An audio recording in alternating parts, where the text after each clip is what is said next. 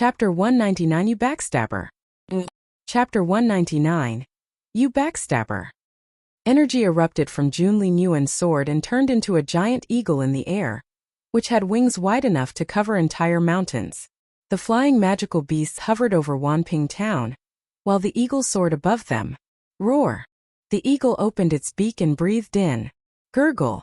A strange vortex seemed to form in the giant mouth, sucking in the magical beasts closest to it, and the gravitational pull spreading out from there. Standing on the city wall, Jun Linyuan watched as the eagle devoured all the magical beasts. His gaze was resolute and piercing.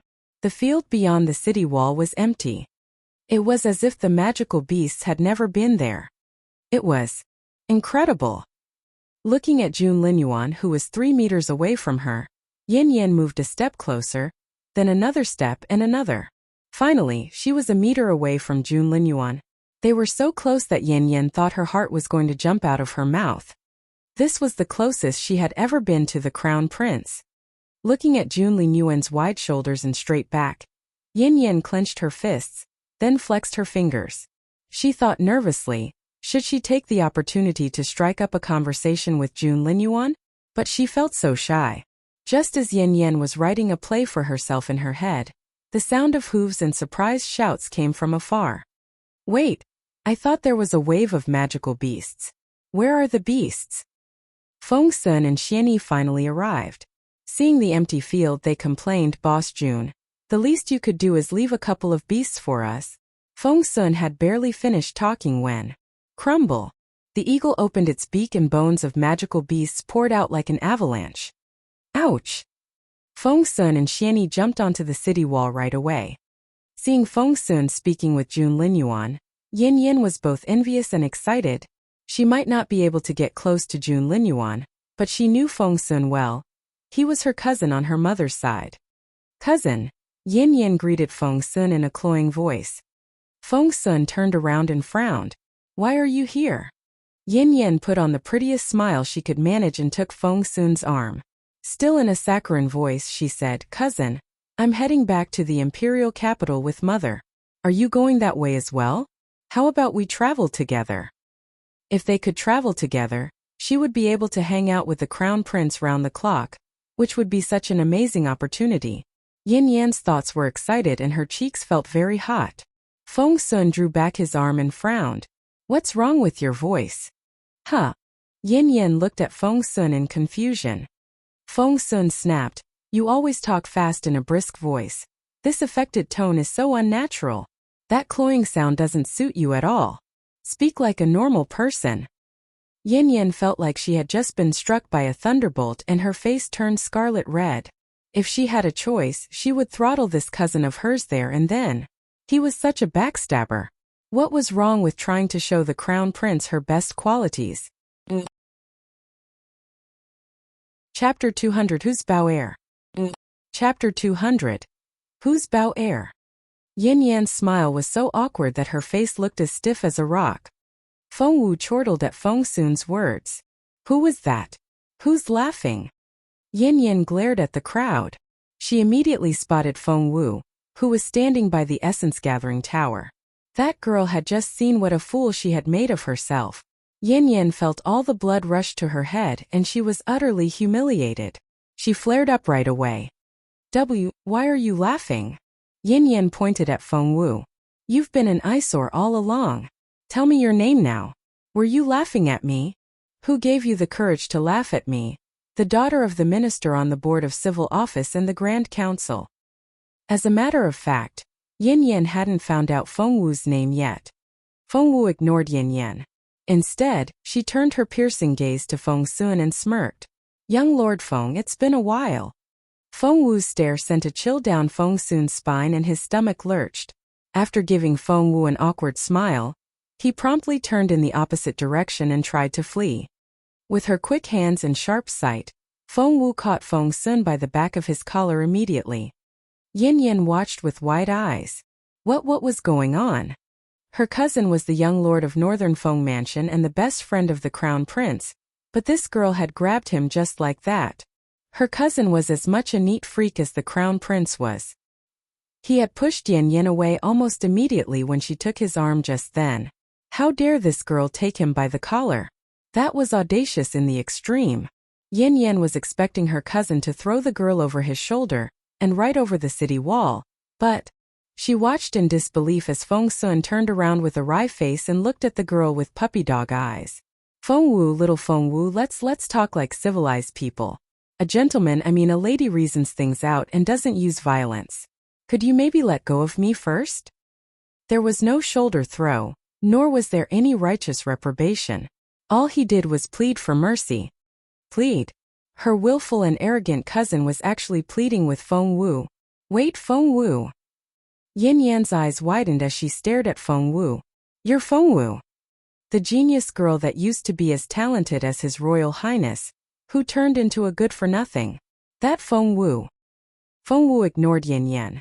Keeping her piercing and threatening gaze on Feng Sun, she asked, "Where is my brother?" Feng Sun raised both hands in the air in a gesture of surrender.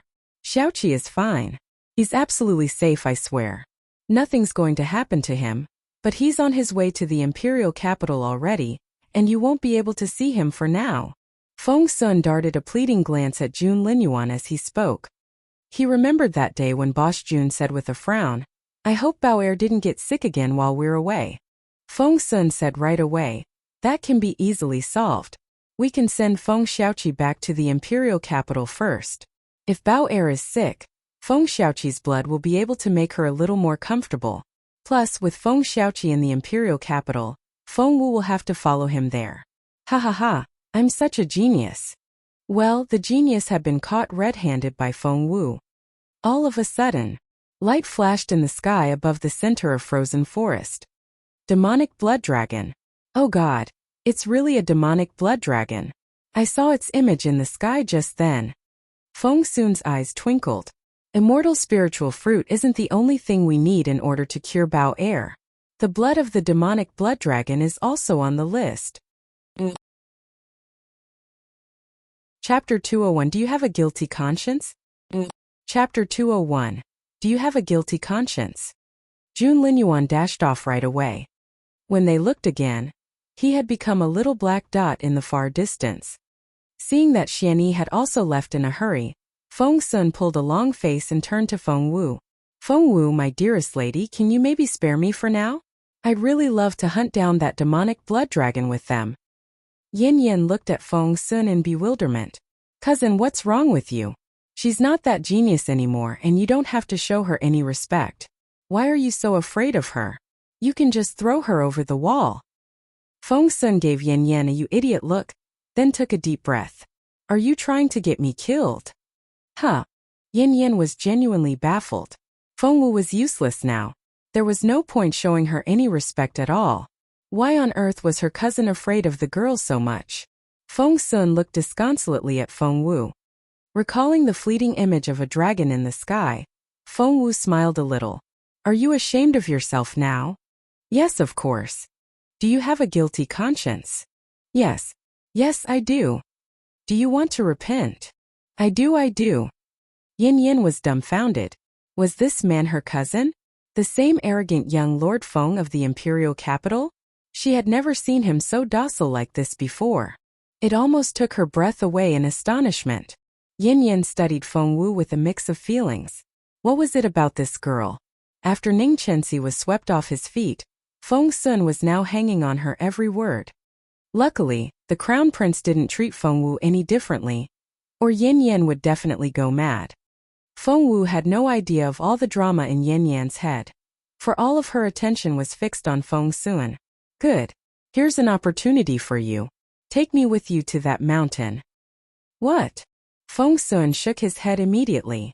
"No way. You have zero spiritual essence. All hell has broken loose in Death Valley now. Taking you there is as good as killing you. What happened to your shame? And guilty conscience? And repentance?" Feng Wu stressed each word in turn. "The answer is still no. I can't put you in that much danger." Feng Sun went on shaking his head. "So, are you saying that you're not good enough to keep me safe?" Feng Wu smiled a little. "Feng Sun, I thought you were pretty tough. But as it turns out, you have no confidence in yourself at all." Feng Wu had to get on that mountain. She predicted that this calamity would cause the volcano in Death Valley to erupt. You must get that abnormal flame. Little Phoenix shrieked in the ring. That's a nether flame. I'll be able to come out after I consume it. You must get it for me. Feng Wu had to get on that mountain not for herself, but for Little Phoenix, which her master had raised for her as a pet. It needed that nether flame and it needed it now. Otherwise, it would take forever to find another opportunity like this. Feng Sun stared at Feng Wu earnestly. Are you sure you want to do this? Yes. Feng Wu kept her gaze on him. Rubbing his chin, Feng Sun was conflicted. The sensible thing to do was to refuse to take the risk, but when he looked into those beautiful eyes, he couldn't bring himself to say no. What should he do? Chapter 202 Miss Genius Doctor. Chapter 202, Miss Genius Doctor. Yin Yin kept her gaze on Feng Wu. She simply didn't understand it. She was Feng Sun's cousin, but why did she feel that her cousin was much closer to Feng Wu? Yin Yin felt so jealous. Flames of jealousy seemed to surge out of her dantian. While Yin Yin was still staring at Feng Wu and was ready to explode, an anxious voice called out all of a sudden. Help! My lady is bleeding out. What? Feng Sun saw that it was Granny Chu, Mrs. Ning's old chambermaid, who took care of the lady's daily life and social matters. Mrs. Ning was Feng Sun's aunt on his father's side. Hearing the news, he blanched and dragged Granny Chu away like a flash of lightning. Granny Chu was vexed. She was here for that Miss Genius Doctor. She couldn't let the young master pull her away now. However, cold wind filled her mouth as soon as Granny Chu opened it. When she was stationary again, she saw that she was back in the main tent. Granny Chu was speechless. Feng Sun had run up to the bed and he looked shaken when he saw Mrs. Ning lying in it. Auntie, are you all right? All the color had drained from Mrs. Ning's face. She was too weak to even fully open her eyes. Feng Sun? Am I hallucinating? Why am I seeing my little Feng Sun? Mrs. Ning's voice was soft and feeble. Seeing the blood-soaked bedsheets, Feng Sun was worried sick. He ran out and dragged young Master Ba, who had been standing by the door, into the tent. Get in here already. What are you doing hiding outside? He pushed young Master Ba to the bed and glared at the latter. Stop gawking. We're losing her. Just do your job. You don't want to know what will happen if you can't save her. Before young Master Ba could say anything, Granny Chu said coldly, Young Master Ba won't do. He's not good enough. We need Miss Genius Doctor. That's right. Granny Chu, didn't you go to get her just then? Where is she? Mrs. Ning's chief maid stomped her foot in vexation. Granny Chu threw a dirty look at Feng Sun. If the young master hadn't dragged her away without giving her any opportunity to speak, she would have come back with Miss Genius Doctor already. Granny Chu lifted the curtain of the tent to find Feng Wu standing outside. Miss Genius Doctor. Quickly. Please save my lady. Granny Chu took Feng Wu's wrist in a hurry and her grip was very tight, as if she was afraid that Feng Wu would fly away. Feng Wu felt rather conflicted at the moment. With Feng Sun here, if she saved the day with her excellent medical skills, would Feng Sun recognize her as the ugly girl? If that happened, it would be disastrous. She recalled that Feng Sun had told her that Jun Linyuan had come all the way to the border to get the immortal spiritual fruit for Bao Er, his most precious girl. Apparently, the fruit was supposed to save her life. If Jun Linyuan and the others found out that she was the one who had stolen the fruit, which could indirectly cause Bao Er's death, Feng Wu couldn't bring herself to think what would happen. Should she take such a big risk? Just then she heard cries inside the tent. My lady! My lady! Auntie! Wake up, Auntie! Feng Wu woke up from her reverie. Guided by her instinct as a doctor, she let Granny Chu drag her into the tent. Miss Genius Doctor is here. Miss Genius Doctor, please save my lady. Miss Genius Doctor. I'm sure you can do something about it, right? Chapter 2 or Outright Humiliation. Chapter 203. Outright Humiliation. Mrs. Ning had quite a few old ladies and maids with her. Right now they were all pleading with their eyes as they addressed her as Miss Genius Doctor. Feng Sun saw Feng Wu come in, but was too flustered to mind her now. All his attention was on young Master Ba. Do something. Are you going to save her by staring at her? Young Master Ba's face turned scarlet red. What was he supposed to do?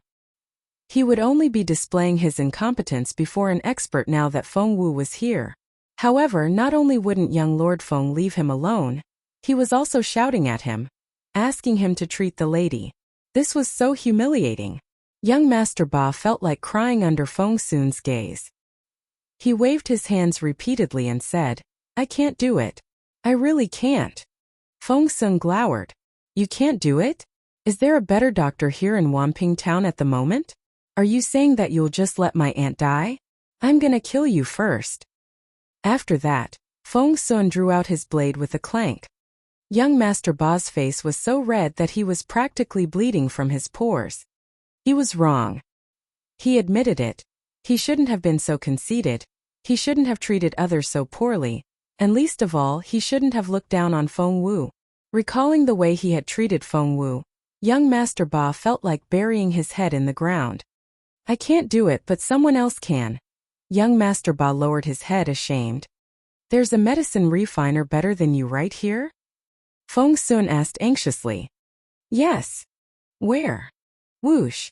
Young Master Ba and everyone else pointed at Feng Wu in unison. Feng Wu was standing in the middle of the room, while everyone else surrounded her and pointed at her. Feng Sun didn't know how to digest that piece of information. Feng Wu, I didn't know you were a doctor. Feng Wu's stomach churned. She was so afraid that Feng Sun would recognize her as the ugly girl, but she had no other choice now. Raising her chin, she said proudly, Why can't I be a doctor? I've been one since 5 years ago. Your information needs updating. But how can you be better than young Master Ba? Feng Sun wasn't convinced. Young Master Ba had long accepted the reality. Waving his hands, he said, She's better than me. She's so much better than me.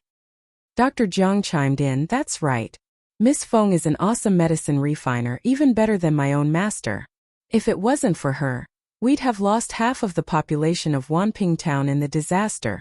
But everyone survived. It was all thanks to Miss Feng. After that, Dr. Jiang briefly told Feng Sun of Feng Wu's achievements. Feng Sun's mouth fell open. Pointing at Feng Wu, he said, Her? An excellent doctor? She can't be. Feng Wu snapped, While you people spent the last 5 years cultivating, I spent all my time on medicine refinement. With my talent, why is it so hard to believe that I can achieve all this? Feng Sun immediately yielded to Feng Wu's imposing manner. He wanted to retort, but couldn't find anything to say. Feng Wu cheered for herself inwardly. This way, Feng Sun wouldn't be able to connect her to that ugly girl in Old Man Ba's refinery. There was no time to waste. Feng Wu began to examine Mrs. Ning right away. She narrowed her eyes after a thorough examination. Something is amiss here. Chapter 2 of Who's the Real Culprit? Chapter 204. Who's the real culprit? Granny Chu asked anxiously, Miss Feng, didn't you stop the bleeding before? Why is it happening again? What's going on? Feng Wu stared back at Granny Chu. That's my question for you. I stopped the bleeding, but why have the wounds burst open again? Granny Chu was baffled. That was what she was trying to figure out as well. Mrs. Ning has been poisoned. Feng Wu smirked. Poisoned? Everyone looked at Feng Wu in disbelief. How was that possible? Feng Wu pricked the skin on Mrs. Ning's throat with a golden needle and dark green blood oozed out right away. The stench and the color of that blood were proof enough. Feng Sun jumped to his feet and yelled at Granny Chu, is that how you lot take care of my aunt? She was poisoned under your watch. A murderous look filled Feng Sun's eyes and he looked terrifying. Scared out of their wits, Granny Chu and the others prostrated themselves on the ground. Granny Chu cried out, How can her ladyship be poisoned? Her blood was normal when Miss Feng delivered the babies. Feng Wu nodded. She's right. Mrs. Ning's blood was normal during labor, or the 2 babies would have been poisoned as well. The fact that they're fine indicates that Mrs. Ning was poisoned after the birth. Now think carefully. Who's been in contact with Mrs. Ning during this period? Feng Wu drew out the foul blood from Mrs. Ning as she spoke. The dark green blood filled an entire bowl. Examining Mrs. Ning, who was barely breathing, Feng Wu shook her head. This won't do.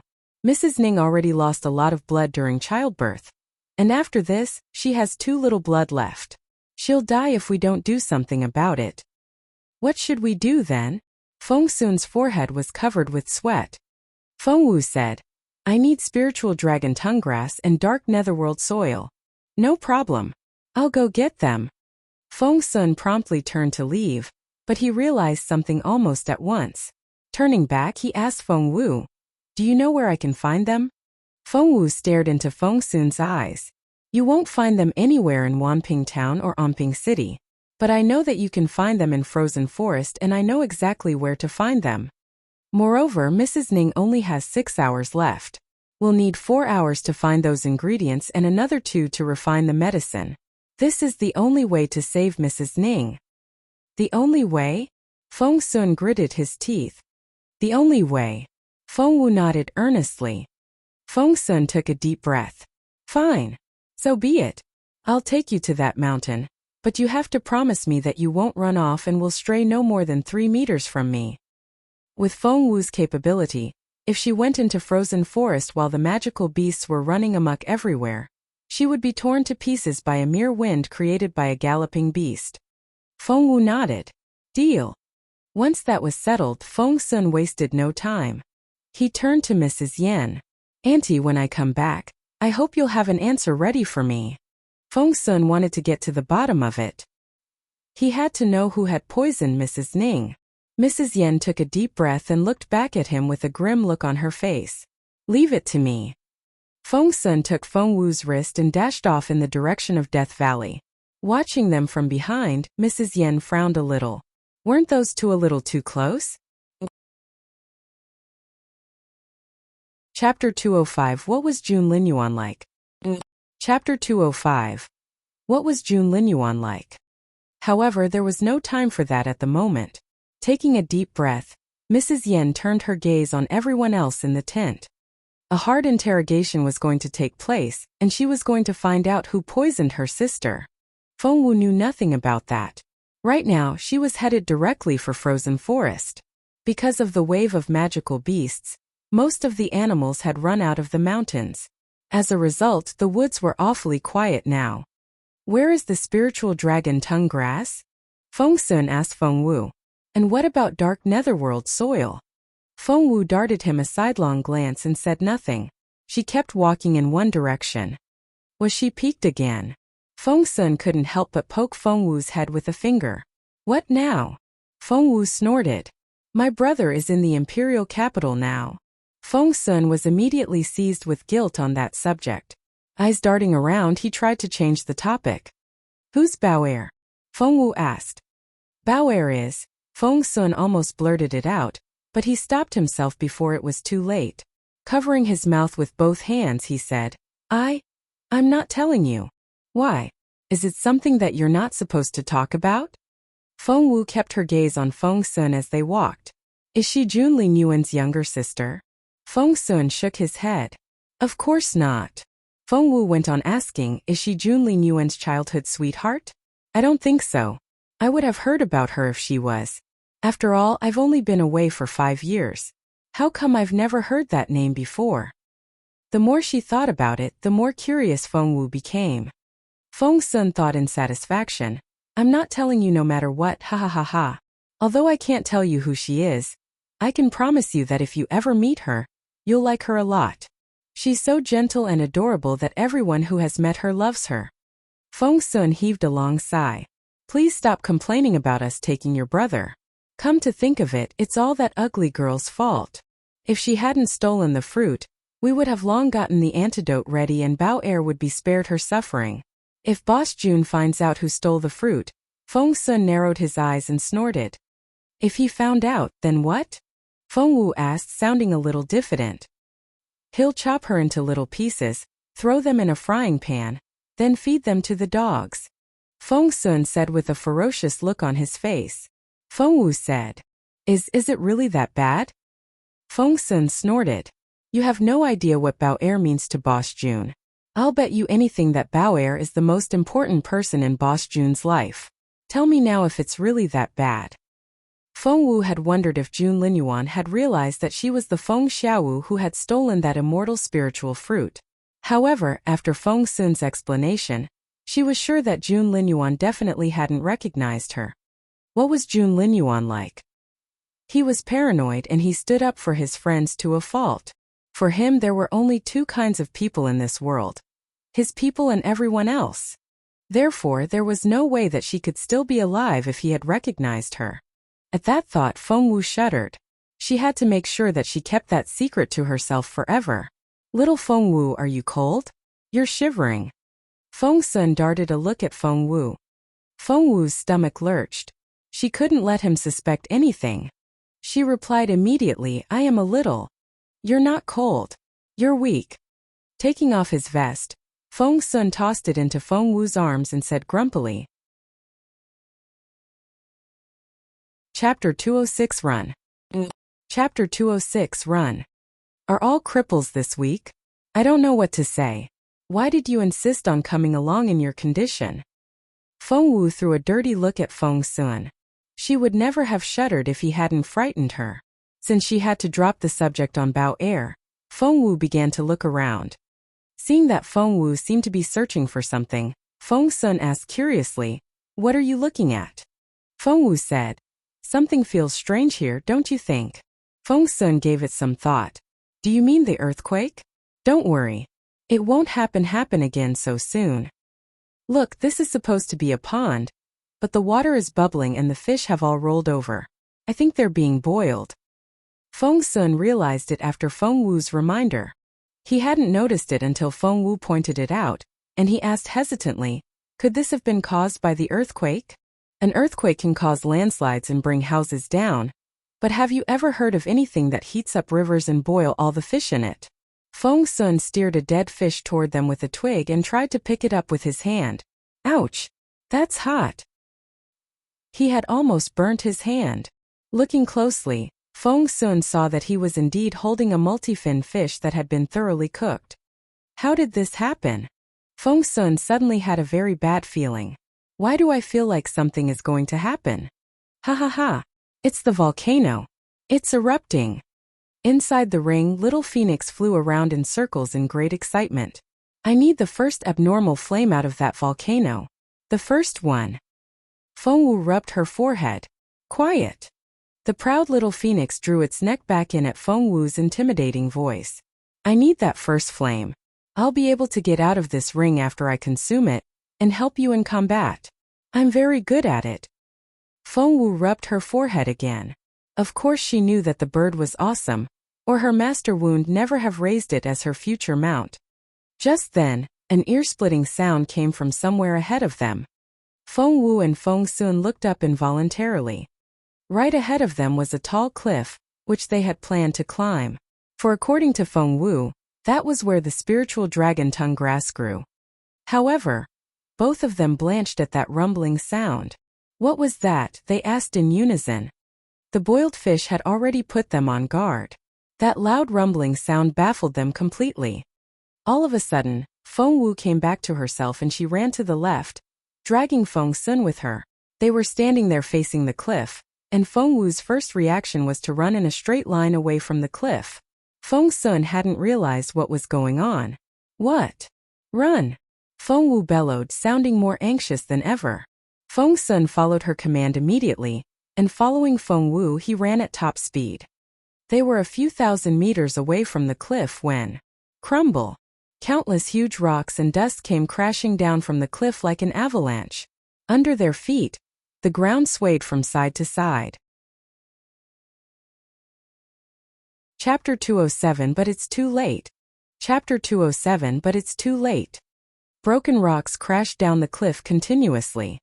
And they kept pushing forward once they hit the ground below. The momentum was so overwhelming. It's a landslide. Up on a big rock a short distance away, Feng Sun frowned. Why is there a landslide all of a sudden? There was no earthquake. It must be something big. Feng Wu pointed at two creatures engaged in a fight in the distance and shook her head with a wry smile. That's a demonic blood dragon over there. And if my eyes haven't failed me, the other one is a Glory King tiger. Feng nodded. If they keep on fighting like this, all of Frozen Forest will be turned upside down. And if they fly into the cities, the consequences will be unimaginable. Just then there was a great rumble. A ferocious tiger the size of a 2-story villa rolled all the way down from where the landslide had started. Glory King tiger. Feng Wu's stomach lurched. The gigantic tiger stumbled down the slope and fell headfirst into a pile of loose soil, buried to the waist. Feng was exhilarated. The Glory King tiger is at the top of the food chain in Frozen Forest. Is it dead? Feng Wu grabbed Feng by the wrist. Run! Feng said in a hurry. The body of the Glory King tiger is very useful. Its bones, tendons, blood, hide. Every part of it is a treasure. Feng Wu nodded while urging him. I know how valuable they are. I'm a medicine refiner and I know better than you do. Okay? But that tiger was killed by that dragon. And you can bet your ass that the dragon is going to come after it. Do you seriously think that we 2 weaklings can rob a demonic blood dragon of its prize?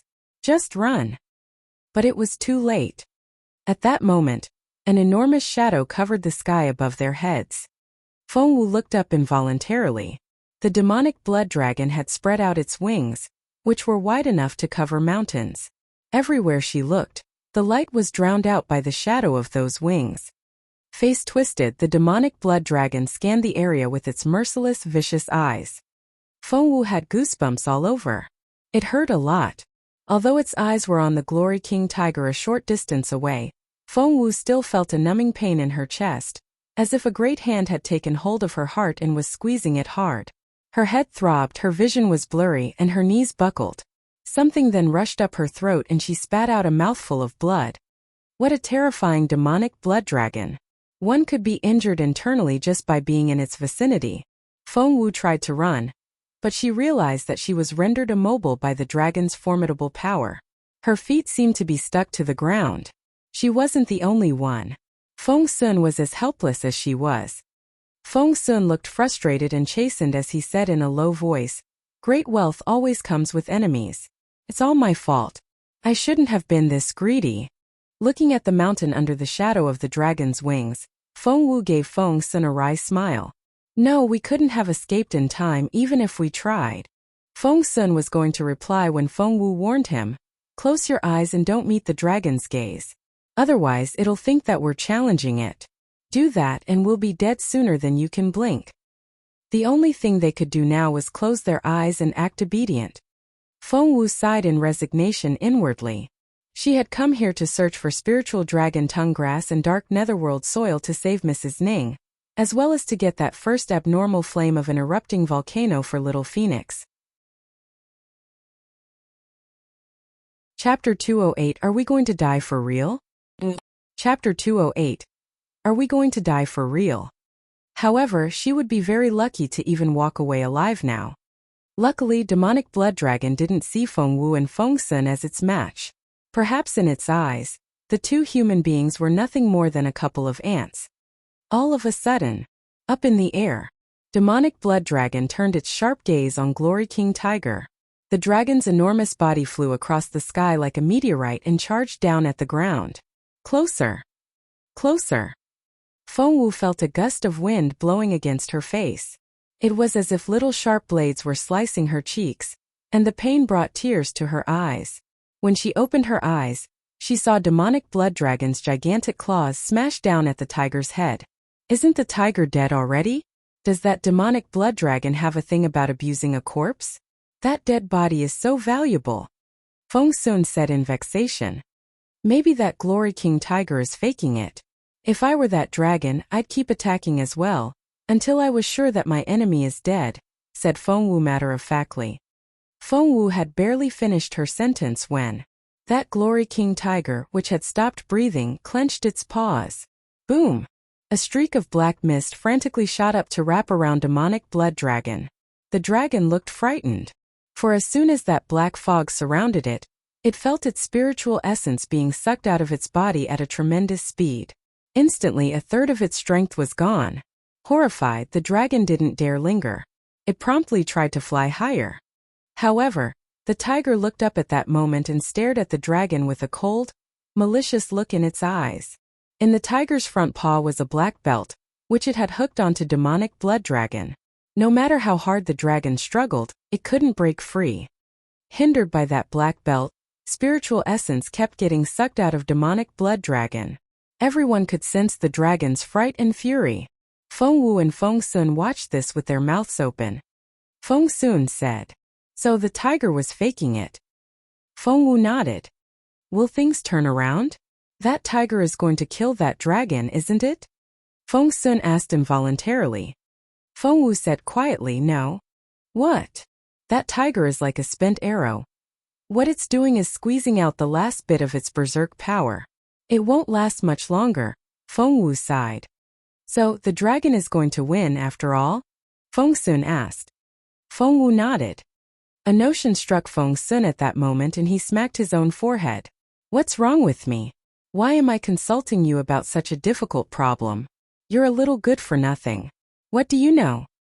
Feng Wu didn't know what to say. Just then, they saw the black belt in Glory King Tiger's paw grow thinner until it dissipated completely. The tiger itself also exhausted the last bit of its strength and fell backwards with a loud thump. "Is it really dead now?" Feng Sun asked, sounding uncertain. "It's really dead." "Is it going to trick the dragon again?" "No." "Why?" Feng Wu said, "Because before, it only buried its head in the soil and exposed its back. But now, it has fallen back and is lying on its back." "I see." Feng Sun saw the light suddenly. "It's the same with the azure-eyed cat I keep at home. It'll show you its belly when it feels safe around you, for the belly is the softest part of a magical beast's body, as well as its weakest point." Chapter 209 But I Don't Want to Die. Chapter 209 But I Don't Want to Die. Feng Wu nodded. "Wait, why am I asking you again? And why are you so lucky? You guessed right both times." Feng Sun scratched his head, looking baffled. Feng Wu didn't know what to say. Seeing the dragon's ears twitch a little, Feng Wu gestured at Feng Sun to stop talking, or they might draw the dragon's attention.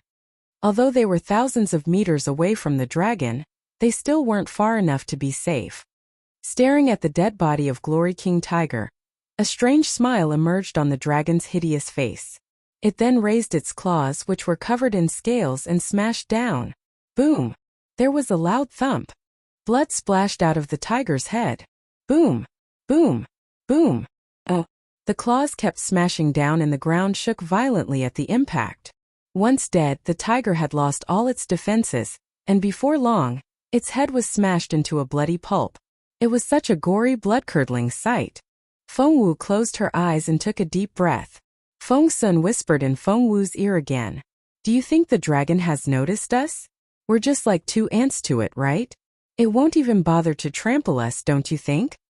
Feng Wu wanted to keep telling herself that lie as well, but she could unmistakably sense the dragon snapping its head around and shifting its murderous gaze to her. Despite being thousands of meters away, the malice in those eyes still felt like a dagger jabbing into Feng Wu's forehead. Oh God!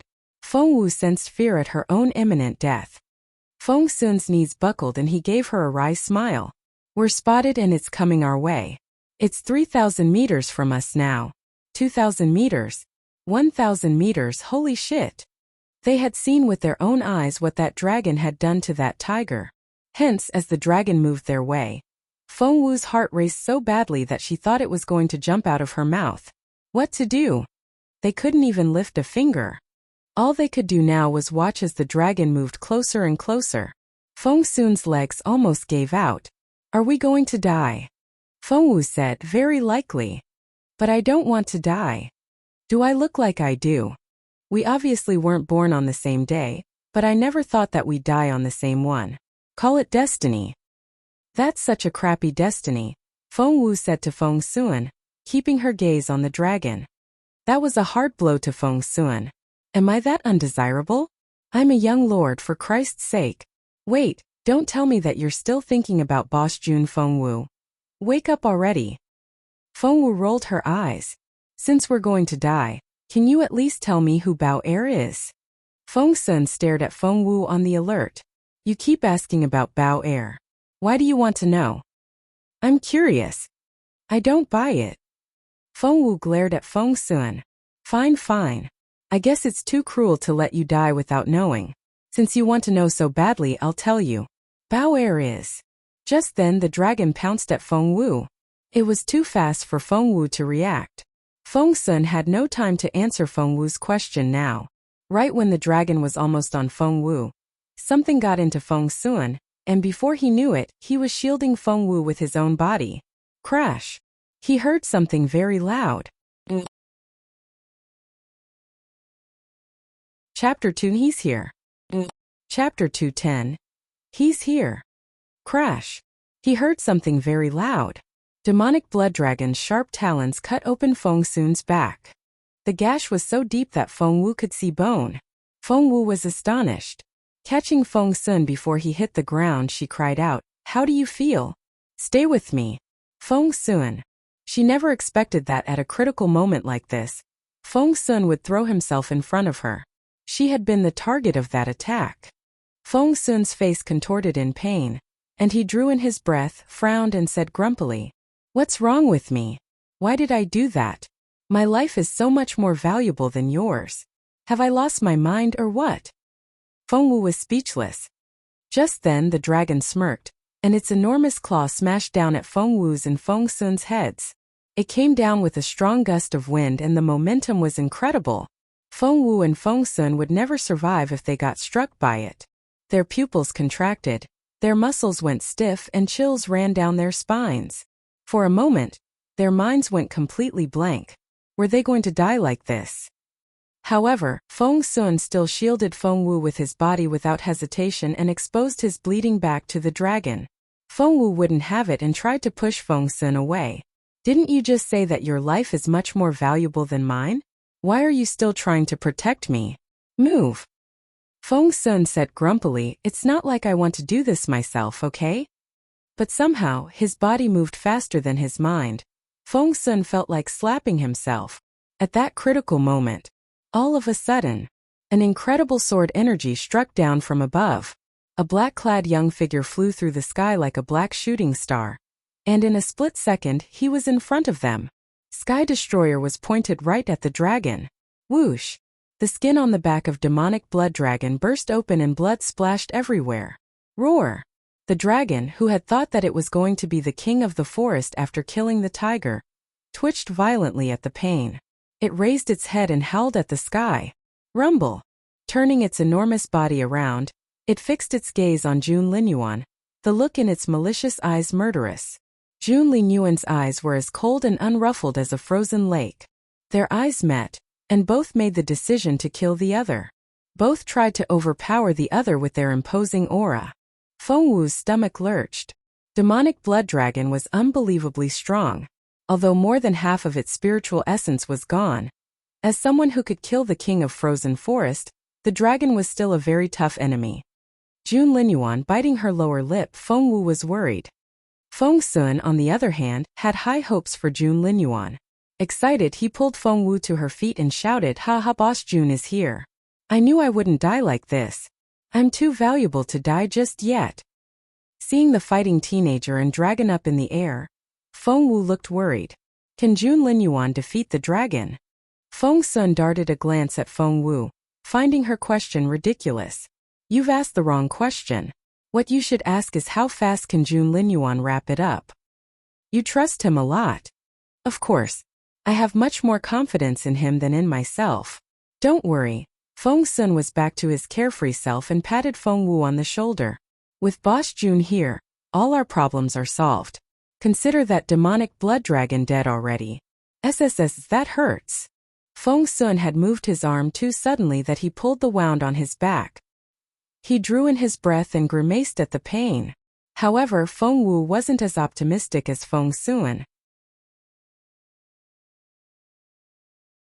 Chapter 211 Is Jun Linyuan going to die? Chapter 211.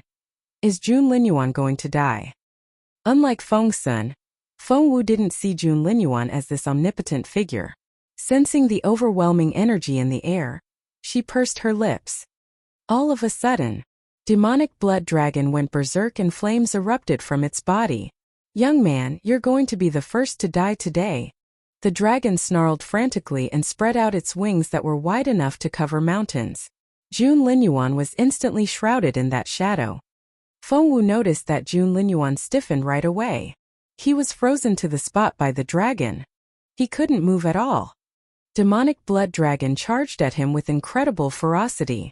Feng Wu watched as the dragon's sharp claws drew closer and closer. Feng Sun thought that he was going to lose his mind. His eyes were bloodshot red and he shivered from head to toe. Running wildly in their direction, Feng Sun tried to help Jun Linyuan. However, he was thrown back by a blast of wind before he could even get close enough. On the battlefield, spiritual essence swelled and distorted the air. An ordinary person would be torn to shreds at first contact. Was Jun Linyuan going to die? The look in Jun Linyuan's eyes was as cold as a frozen lake and as sharp as a fine sword. Boom! There came a loud sound. Demonic blood dragon's giant claw smashed down onto Jun Linyuan's shoulder. There was a loud crack. The sharp talons pierced Jun Linyuan's shoulder and blood gushed out. Ah! Feng Sun freaked out. Jun Linyuan's blood-soaked left shoulder made Feng Wu's pupils contract, and her stomach churned. She could almost feel the pain herself. However, Jun Linyuan's chiseled face and limpid eyes remained undisturbed. He looked so composed that one would think that the pierced shoulder belonged to someone else. Feng Wu couldn't help but clench her fists as she bit her lower lip. She hated herself for being this useless. If she hadn't been deprived of her cultivation back then, she wouldn't be this far behind Jun Linyuan in her cultivation level now. She would be able to fight with Jun Linyuan side by side, instead of being left behind out here. She wanted to get stronger so bad. Just as that idea popped into Feng Wu's mind, she heard a tiny buzzing sound in her head. Seriously? Surprised, Feng Wu smiled wryly.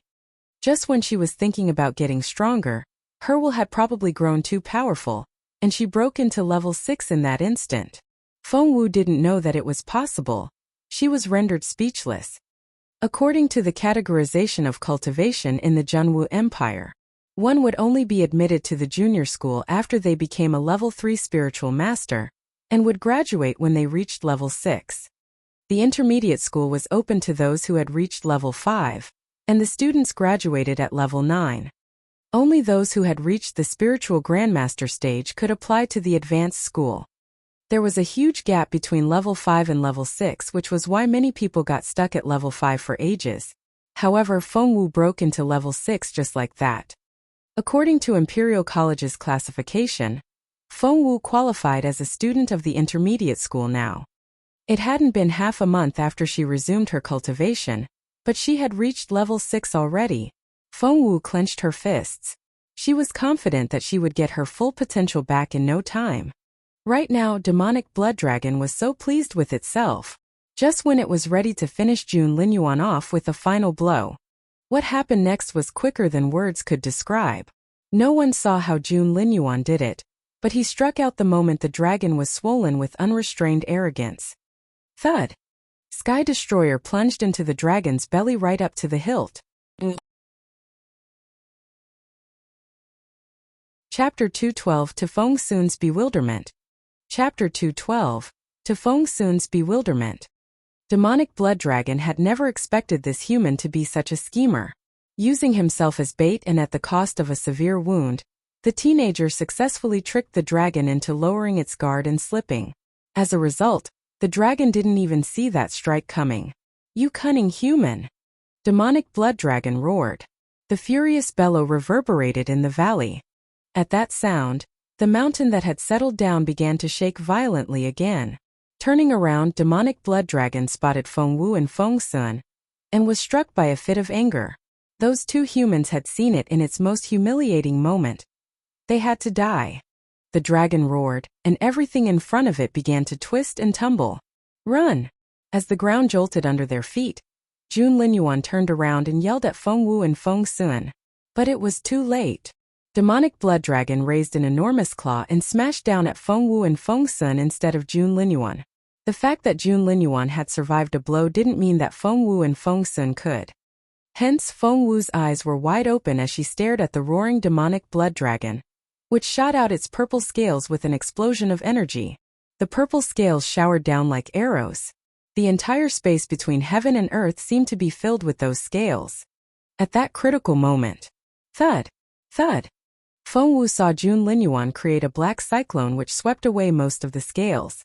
However, he wasn't able to get rid of every single one of them. One scale would kill them instantly if they got hit. Run! Spiritual essence erupted from Jun Linyuan as he exerted all his formidable strength, as if he was going to raise a storm. Run! Now! Seeing that Feng Wu was still standing there, Feng Sun grabbed her hand and tried to drag her along. But it was still too late. Just when the purple scale was almost in Feng Wu's face, Jun Linyuan's Sky Destroyer arrived. It arrived with a gust of wind. The impact pushed Feng Wu and Feng Sun forward. Whoosh! Both of them stumbled forward at the blast of energy. Seeing that she was going to hit a giant rock head first, Feng Wu managed to twist around in midair with much difficulty, and she landed on her back a few meters further than where she was supposed to. That was where the dead body of that Glory King tiger lay. Bang! Feng Wu plunged into the corpse head first with a loud thud. A pain ran through Feng Wu's head. Her vision went blurry and she was dizzy. She thought she was seeing stars. Wait! Feng Wu suddenly felt something strange about the tiger beneath her. Was it not dead? Before she could figure it out, Feng Sun cried out, "Demonic blood dragon is coming at you. Run!" Turning around, Feng Wu saw that he was telling the truth. That giant dragon's face was meters away from her. For some unknown reason, Feng Sun was standing right next to her, but she was the only person the dragon seemed to be going after. So she was the one whom that demonic blood dragon had been trying to kill with all the purple scales, which Jun Linyuan had stopped. Just run! Feng Sun pushed Feng Wu away while drawing out Frosty, his sword, from his back. Die! Feng Sun struck at demonic blood dragon's mouth with Frosty, which smashed into the dragon's teeth with a loud clang. To Feng Sun's bewilderment, despite his outright provocation, the dragon simply brushed him aside and went on chasing Feng Wu without even stopping to look at Feng Sun. Chapter 2 In the Crack of Doom. Chapter 213 The Crack of Doom. Feng Sun was utterly baffled. Why? He was a much bigger threat than Feng Wu, but why was the dragon only going after Feng Wu? Why did it ignore him? Wasn't Feng Wu a good-for-nothing? Feng Sun couldn't for the life of him figure it out. Feng Wu ran as fast as she could, sparing no effort. Cold sweat soaked her clothes, her heart was racing, and she was running out of spiritual essence. Behind her was the twisted face of demonic blood dragon. Eyes shining with excitement, it pursued Feng Wu relentlessly. The dragon's sharp talons left long deep grooves in the ground. Behind it flew Jun Linyuan, who was pointing his formidable sword at the dragon. Streaks of lightning crackled into being on the tip of the sword, which then shot out at the dragon's tail. Jun Linyuan struck down hard at the tail of the dragon. With each hack, blood gushed out and splashed everywhere. However, despite the excruciating pain and its mangled tail, the dragon still wouldn't give up its pursuit of Feng Wu, as if that was its sole purpose in life. Meanwhile, Feng Wu was filled with apprehension, and the pressure was something she had never felt before. With each passing second, she felt that she was going to be crushed the next moment. If it wasn't for her extraordinarily tough mind, she would have collapsed under the pressure already. However, even nature itself seemed to be working against Feng Wu, for the edge of a giant cliff suddenly cut her off. Down the precipitous cliff was a seemingly bottomless valley. Heavy fog filled the air and she couldn't see what was down there. The look in Jun Linyuan's eyes was frighteningly cold. He dashed forward and jumped onto the dragon's head. Crushing thunderbolt. Standing on its head, Jun Linyuan struck down with a mighty blow. Focusing all the energy in the tip of the sword, he jabbed it into the dragon's Lingtai acupoint. A sudden clap of thunder exploded overhead, which seemed to split the sky open. Ah! Demonic blood dragon roared with fury. The angry snarl reverberated in the sky. That wild shriek sounded like the sound of 10,000 magical beasts screaming in unison. The ear-splitting cry was capable of shaking heaven and earth. Blood gushed out from its Lingtai and its eyes went bloodshot red. Feng Wu curled into a ball and rolled down the slope of the cliff along with the falling stones. Seeing this, Feng Sun yelled with furious red eyes, "Feng Wu! No!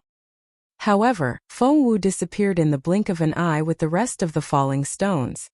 Feng Sun felt a stabbing pain in his chest and something snapped in his head. By now, Demonic Blood Dragon finally recognized the fact that it wasn't Jun Linyuan's match. After that scream, it promptly turned around to flee. Don't even think about it. Jun Linyuan exerted all his formidable power. It surrounded the dragon like a dome made of the energy of thunder. Thump, thump, thump. Spiritual essence whistled. Energy surged. The space between heaven and earth distorted. It was the crack of doom. The world seemed to tear into pieces as one watched.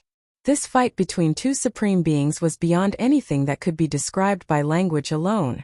While Jun Linyuan was engaged in fierce battle with Demonic Blood Dragon, Feng Sun dashed down the cliff, crying out, "Feng Wu!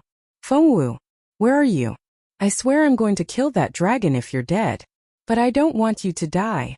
So please answer me." Feng Wu rolled her eyes at Feng Sun's voice. As a matter of fact, Feng Wu hadn't been pushed off the cliff by the dragon. She had jumped down of her own volition. She wasn't suicidal or anything. She had done it because Little Phoenix had just told her that the core of the erupting volcano was right under this cliff. Chapter 214 Don't Go. Chapter 214 Don't Go. That was to say, the abnormal flame that could set Little Phoenix free was right under this cliff. It also meant that this active volcano was going to erupt. What Feng Wu needed to do now was obtain that flame before the eruption happened. Time was of the essence, and she couldn't afford to waste even one single second. For no one knew when the active volcano would explode. Hence, without hesitation, Feng Wu stepped onto a giant rock and rolled down the slope with it. Luckily, Feng Wu was light and nimble, and had quick reflexes. Even standing on a rolling stone, she was able to keep her footing without falling off. However, Feng Sun knew none of that. Rushing down the slope, he shouted Feng Wu's name in all directions, sounding desperate. Feng Wu rubbed her forehead. She realized that if she didn't get Feng Sun out of here now, when the volcano exploded, there wouldn't be enough left of Feng Sun to be called Feng Sun. Feng Sun spotted her before Feng Wu could say anything. "Feng Wu. Little Feng Wu. There you are. I saw you fall off the cliff. Are you hurt? Or do you feel unwell? Do you hurt anywhere at all? You're alive. I thought you were dead. You naughty thing. You should have answered my call, you."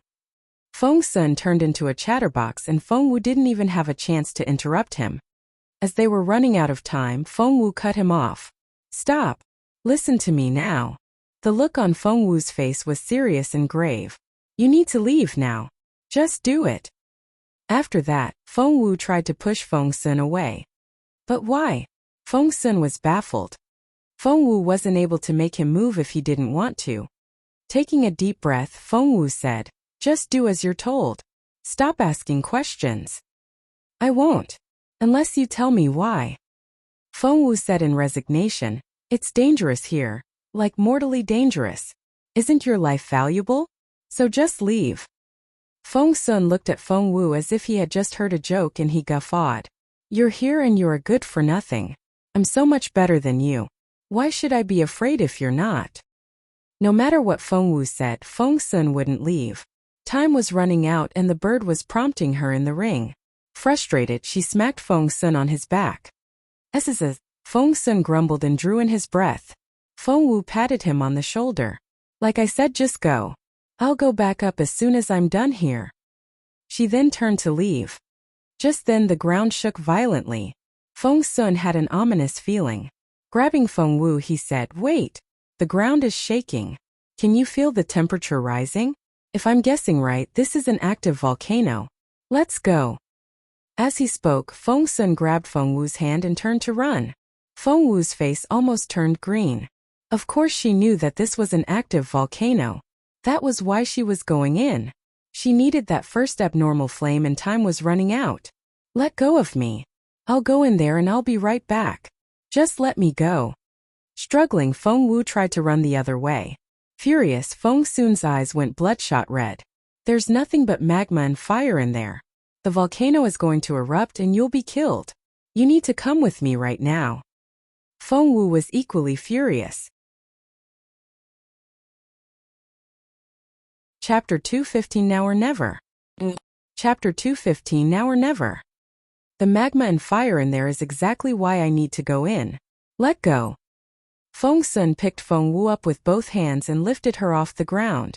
Feng Wu kicked and scratched, struggling to get away. Feng Sun's face went livid. You silly girl. I know what this is all about. You're upset because Boss Jun didn't save you and let you fall off that cliff. But killing yourself over such a petty thing? Seriously? Feng Wu blushed at those words. Just put me down. No. He doesn't like you, so what? Big deal. Fine, Boss Jun doesn't like you. I will. Stop acting like a baby. Come with me.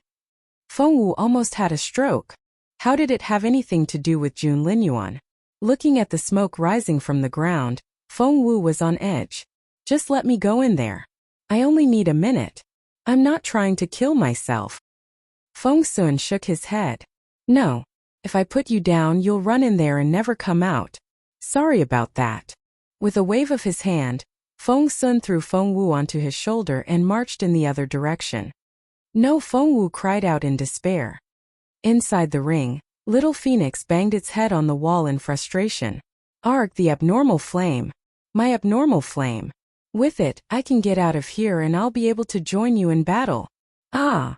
Unable to defeat Feng Sun, Feng Wu's struggles were in vain. Feng Sun wouldn't listen no matter what she said. Feng Wu was overwhelmed by a sense of powerlessness. At that thought, Feng Wu kicked her legs in vexation. Feng Sun. I hate you.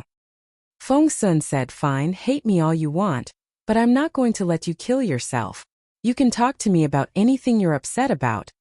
Killing yourself won't do anything. If you're dead, the only thing Boss Jun will say is, oh, and he'll soon forget about you. Don't do this to yourself. It's not worth it. Feng Wu, I'm telling you. Stop. His chattiness gave Feng Wu a headache. Inside the ring, Little Phoenix screamed angrily. Hit him. Hit him. Kick his ass. Feng Sun looked at Feng Wu in confusion. I saw some spiritual dragon tongue grass, about 50 meters to the left ahead of us. And wherever that grass grows, dark netherworld soil can't be far off, for the two always show up together. Feng Wu gestured at Feng Sun to put her down. Where? Feng Sun's eyes lit up. 4 spiritual dragon tongue grass and dark netherworld soil were the ingredients for the medicine that could save Mrs. Ning. Feng Sun had come here into the mountains to search for them. Feng Wu said, it's northwest of us. See that big rock over there? They're right next to it. You're much faster than I am. All right. Wait here and I'll be right back. After that, Feng Sun rushed off. Right at that moment, Feng Wu turned the other way and ran toward the core of the volcano. Yes. Run. Quickly, Little Phoenix flew around in circles inside the ring with its talons all curled up. It was so anxious. Run, run, run. Feng Wu knew that she was running out of time. It was like racing against life itself. She had to have that first abnormal flame, for it was exactly what Little Phoenix had said. With the flame, the bird would be able to come out of the ring, which would be such a great help to Feng Wu. It was now or never. Chapter 216 Eruption. Chapter 216 Eruption. Feng Wu wasn't lying. There was indeed spiritual dragon tongue grass and dark netherworld soil in the spot she had told Feng Sun about. Feng Sun quickly finished the task of digging up the grass and the soil. When he rose to his feet, he realized that something was amiss, for Feng Wu wasn't there anymore. Given how quick-witted Feng Sun was, he figured it out right away. Feng Wu wasn't running off to kill herself again, was she? That girl. Gosh. She just wouldn't listen. At that thought, Feng Sun stuffed the things in his chest pocket and quickly ran back the same way he had come. Feng Sun was way too fast for Feng Wu to outrun. In a matter of seconds he spotted Feng Wu. He knew it. The girl was running into a cave. Seeing that, Feng Sun was exasperated. He sped up and arrived at Feng Wu's side right before she entered the cave. A hand reached out from behind and grabbed Feng Wu by her slim shoulder. And it lifted her off the ground. Feng Wu almost burst into tears. Feng Sun had stopped her the first time, and after some painstaking effort, she had obtained this second chance for herself, but he had stopped her again. This could not be happening. Let go of me. The volcano is going to erupt. Feng Wu kicked her legs in frustration. The bird was banging its head against the wall in the ring. Art. With Feng Wu's speed, it would take at most a minute to get in there, catch the flame and get out. The eruption was going to take place any moment now. Throwing Feng Wu over his shoulder, Feng Sun marched off. You know the volcano is going to erupt and you're still running in? Do you have a death wish? Do you want to die that badly? Even if Boss June. It has nothing to do with your Boss June. I need that first abnormal flame from the eruption. Feng Wu punched him with her fists. However, Feng Sun wouldn't believe her even if she was telling the truth. Can you at least try to be more convincing? Who told you that the first flame of an eruption is going to be an abnormal one? If that's the case, everyone can just sit around and wait for an active volcano to erupt. As he spoke, boom! The ground shook violently. A short distance away, a scarlet-red flame burst out of the cliff. It was vibrant and splendid. It was stunning and brilliant. Feng Sun turned around and saw that special flame right away. His heart sank. Seriously? That flame? Even a blind man could tell how different that flame was. Right after that flame shot up, the entire cliff burst into flames. The fire grew wild beyond imagination. Thud! Feng Sun let go of Feng Wu and she fell to the ground. It's an eruption. And that's an abnormal flame. Pursing his lips awkwardly, Feng Sun turned his black puppy dog eyes on Feng Wu, not knowing what to do. Go after it. Now. Scrambling to her feet, Feng Wu ran in the direction of the flame at an unbelievable speed. She had never run this fast before. Feng Sun came to a realization right away, and also dashed off at top speed. The abnormal flame was moving very fast and it shot across the sky like a shooting star. In a split second it was out of sight. Over there. Feng Sun finally realized what a foolish thing he had done, and he was trying his best to make it up to Feng Wu. Hence, he ran as fast as he could, wanting to catch that escaping flame for her. Run! Run! Run! Chapter 217 You've set me back once. Chapter 217 You've set me back once. That flame is flying in the direction we came from. Quickly, there's a shortcut on the left. As she spoke, Feng Wu dashed toward the slope. Behind her, the volcano was erupting. It was such a splendid view. And just as dangerous. Ash began to rain down. The trees growing around the cliff were all charred. The air was burning. Feng Wu felt like she was turning into a piece of charcoal. Luckily, that little abnormal flame was flying down the mountain, or Feng Wu would have had to give up pursuing it already. Thanks to the shortcut, Feng Sun and Feng Wu caught up with the little flame once more. All of a sudden, the little abnormal flame plunged down into the ground and vanished completely. Where did it go? Feng Sun looked around in bewilderment. Everywhere he turned, he saw nothing but ash. The fire was spreading out along the slope as well. Soon, Death Valley would be devoured by the conflagration. It wouldn't stop until everything was burnt to the ground. A volcanic eruption was punishment from Mother Nature which no one could fight against. Right now, the little flame had huddled up and made itself as tiny as possible so that the humans wouldn't spot it. It was still a baby. It was hiding so well that those people wouldn't be able to find it. The young flame tried to cheer itself up. Where's the abnormal flame? Where is it? Feng Sun stood there and searched the ground with his eyes. They were running out of time. For in a moment the fire would reach them.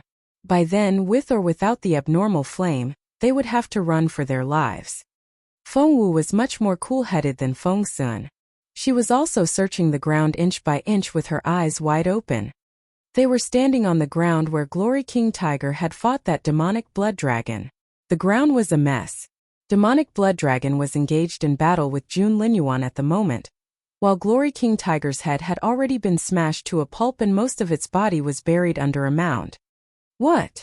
Something clicked in Feng Wu's head when she looked past Glory King Tiger.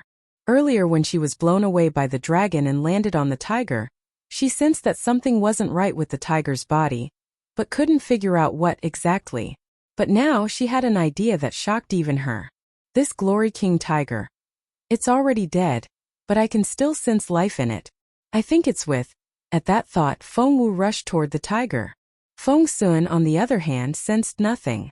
He cried out, "Shit, the fire is almost on us. We have to leave now." Feng Wu put her hand on the tiger. No, she couldn't store it in her ring. It didn't work for living creatures. That was to say, this Glory King tiger was alive, or at least part of it was still alive. With that discovery, Feng Wu called out to Feng Sun, "Give me a hand." Grabbing Feng Wu, Feng Sun tried to pull her away. "Forget that tiger. Let's go. Do you want to die here?" Feng Wu shook her head. "Help me to flip it around. Young Lord Feng, you've set me back once already. Help me this time and I'll call it even." The guilty was eating at Feng Sun and he nodded at Feng Wu's words right away. "All right. You said it yourself, there's no going back on your word." After that, Feng Sun helped Feng Wu turn the tiger over. As soon as the body was turned over. Chapter 218 Tiger Cubs. Chapter 218 Tiger Cubs. Feng Wu stared at Glory King Tiger's belly with wide eyes. For she saw a tiny black hole in the belly with smoke rising out of it. "Ah!" Little Phoenix shrieked in excitement in the ring. "That's it. That abnormal flame is right inside this Glory King Tiger's belly." "Ah!" Feng Wu's eyes flickered. What a coincidence. She had been searching high and low for it, only to find it where she least expected.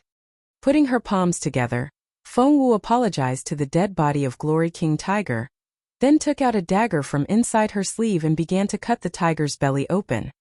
Once dead, it no longer had any defenses, which allowed Feng Wu's dagger to cut through it. Starting from the tiny black hole, Feng Wu followed the natural lines of the muscles. However, the look on her face changed as soon as the blade dug into the flesh. "What?" Feng Sun asked involuntarily. "I think we've hit the jackpot," Feng Wu said slowly, finding it hard to believe. "What jackpot?" Feng Sun asked. Feng Wu said, "This Glory King tiger is dead, but it was a she-tiger, and it was pregnant." "What?" Feng Sun cried out. "Why, you're telling me that there's a cub in there? And it's alive?" Feng Wu nodded. "I can sense the cub's vitality. That's so strange. How can the cub be alive after the abnormal flame got in?" Feng Sun was just as amazed. "That explains it. As the king of Frozen Forest, Glory King Tiger shouldn't have been defeated by demonic blood dragon. It was weakened by the pregnancy. Well, Xiao Wu, you need to hurry up. The fire is less than 1,000 meters from us." Feng Wu nodded as she carefully dissected the tiger. "I know. This won't take long." Because the tiger was dead, Feng Wu didn't have to care about how neat the operation was. She made a very big cut in the belly. She then took out a little tiger cub. Everything about the cub was so little, its head, body, and all 4 limbs. Its eyes were still closed and its face was all puckered up, but it had already begun to sniff around for food. The cub was covered in white fur with a tiny one on its forehead. The future king of the forest was supposed to be grand and stately, but at this stage it was nothing but adorable. Feng Sun's heart melted as soon as his eyes landed on the little thing. It keeps licking my palm. What should I do? What can I feed it?" Feng Wu was going to reply when her heart lurched. "Wait. What's wrong?" Feng Sun asked. Feng Wu didn't reply.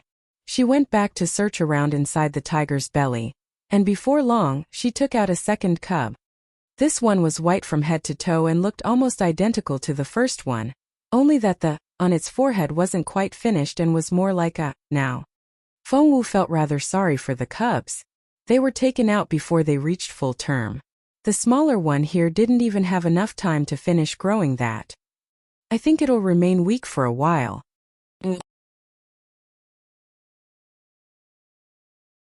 Chapter 219 The Golden Couple. Chapter 219 The Golden Couple. Feng Sun was over the moon. "Ha ha ha. These are the cubs of a Glory King tiger. Little Wu, you know that Glory King tiger is the king of Frozen Forest, right? Since there are 2 of them, how about we? Let me have a look."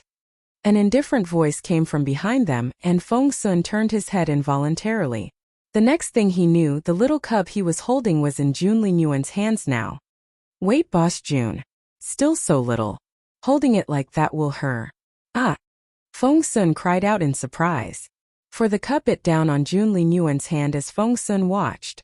What baffled him even more was that its teeth had managed to cut Jun Linyuan's flesh and the back of his hand was bleeding a little. Feng Sun cried out, "Boss Jun, the cub hurt you. What happened to your protective ability?" Jun Linyuan said matter-of-factly, "Well, I'm injured." Feng Sun reached out to take the cub. "Boss Jun, since you're injured, I'll take the cub from here." However, before Feng Sun could finish what he was going to say, what happened next utterly befuddled him. 3 shiny golden dots appeared between the cub and Jun Linyuan. One landed on the cub's forehead, one on Jun Linyuan's, and the other one hovered between them. The 3 shiny dots formed a triangle. The golden light was dazzling. Spiritual essence surged. It's as if Feng Sun swallowed in disbelief. It's a bond. Complex circles of light flickered between them, so bright that it stung their eyes. Especially Feng Sun's. He was driven mad with envy. That's the cub of the king of frozen forest, born with a on its forehead. It's going to grow into something awesome. And I was holding it. Ah! An idea then struck Feng Sun. This one had become Boss Jun's cub, but Feng Wu had another one in her hands. Just when Feng Sun turned around and was going to do something with the cub Feng Wu was holding, something unexpected happened. Whoosh! The other cub copied what its sibling had done and bit Feng Wu's hand as well. A drop of blood trickled down. Feng Sun felt as if he had just been struck by a thunderbolt. Even a tiger cub was making fun of him now. If the first cub could be described as a poker-faced boy, the one Feng Wu was holding had a much more naive and plump face in comparison. It didn't seem to mind the strangers around it at all. After shifting into the most comfortable position, it lay down in Feng Wu's hands and began to lick Feng Wu's wound. The same shiny golden triangle appeared between this cub and Feng Wu. For a moment, the brilliant light dazzled everyone again. Feng Sun was speechless. Why did he have the feeling that the world had something against him? He darted a resentful look at Jun Linyuan. "Xiao Wu and I would have had 1 cub each if it wasn't for you. I would have taken the boy and she the girl. We would have made such a cute couple, and raising the cubs could have helped bring us closer. Boss Jun, you just ruined a potential marriage." Jun Linyuan's lips curled into something between a smirk and a taunting smile. Feng Wu threw a dirty look at Feng Sun.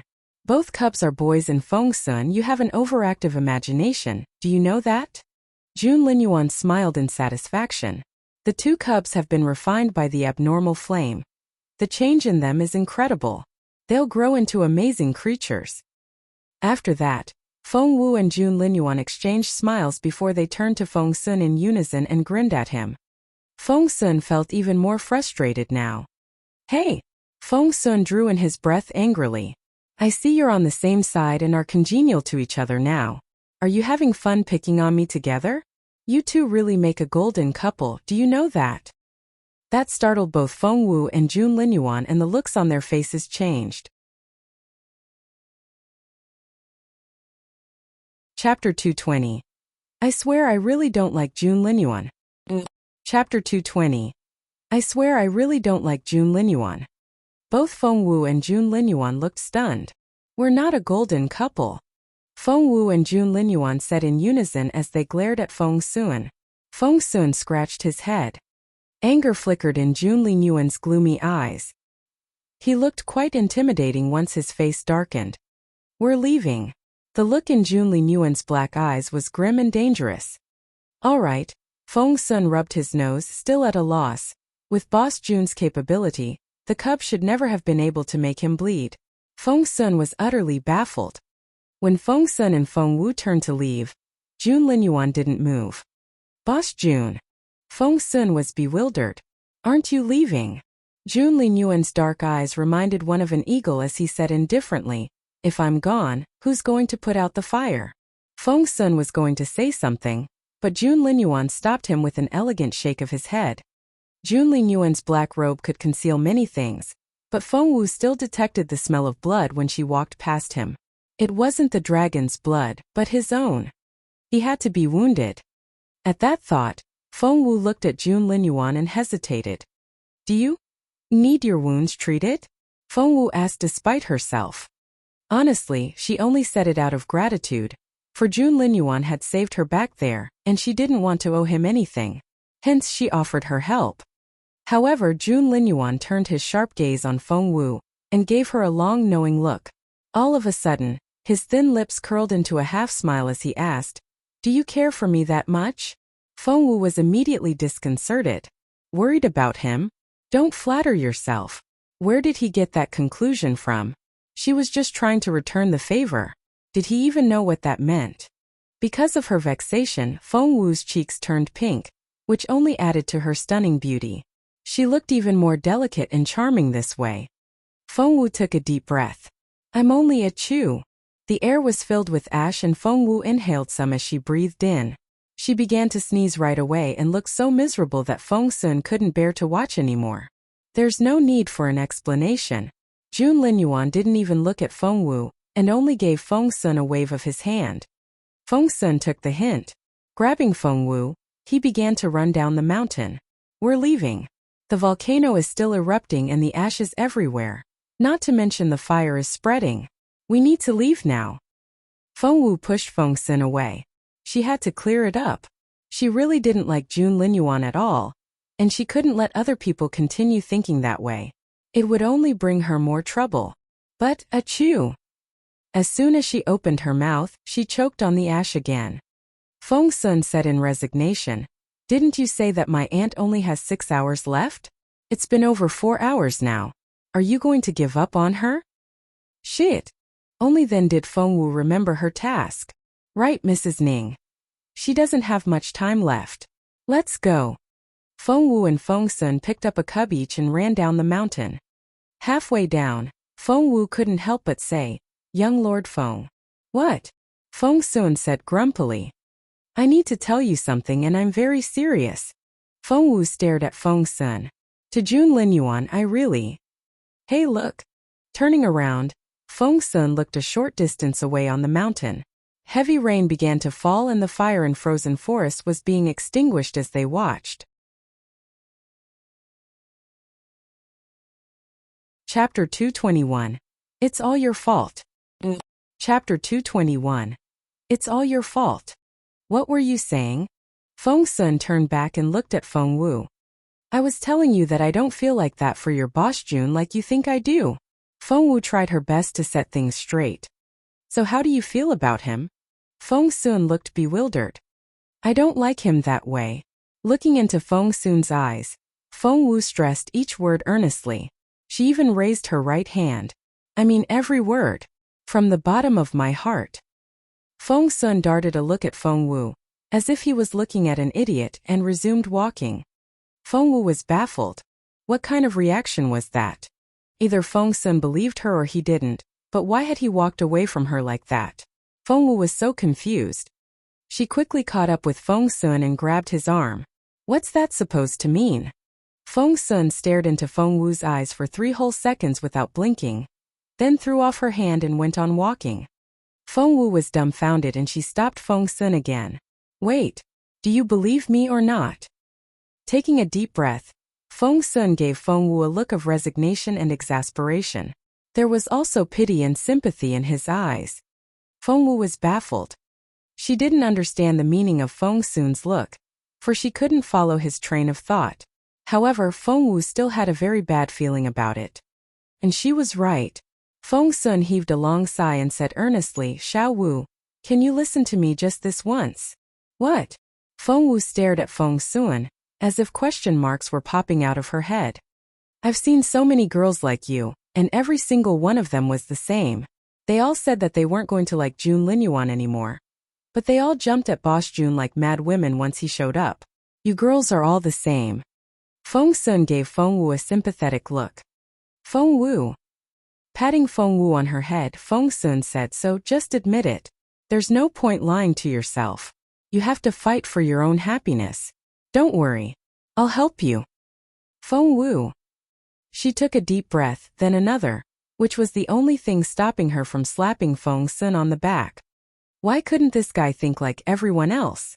She could swear to God that she really wasn't in love with Jun Linyuan. She really wasn't. However, no matter how hard she tried to clear her name, Feng Sun just wouldn't change his mind. What was worse? Feng Wu recalled what Jun Linyuan said a moment ago on the mountain. His brooding bright eyes had looked so stunning when he turned his gaze on her, asking her if she cared for him that much. Feng Wu. She was only returning a favor. What did caring for him have to do with anything? Plus, aside from family members, one would only care for someone when they liked them. Had Jun Linyuan been convinced by Feng Sun, and now believed that she had this huge crush on him? At the thought of that possibility, Feng Wu blushed, cried out, buried her face in her hands and howled.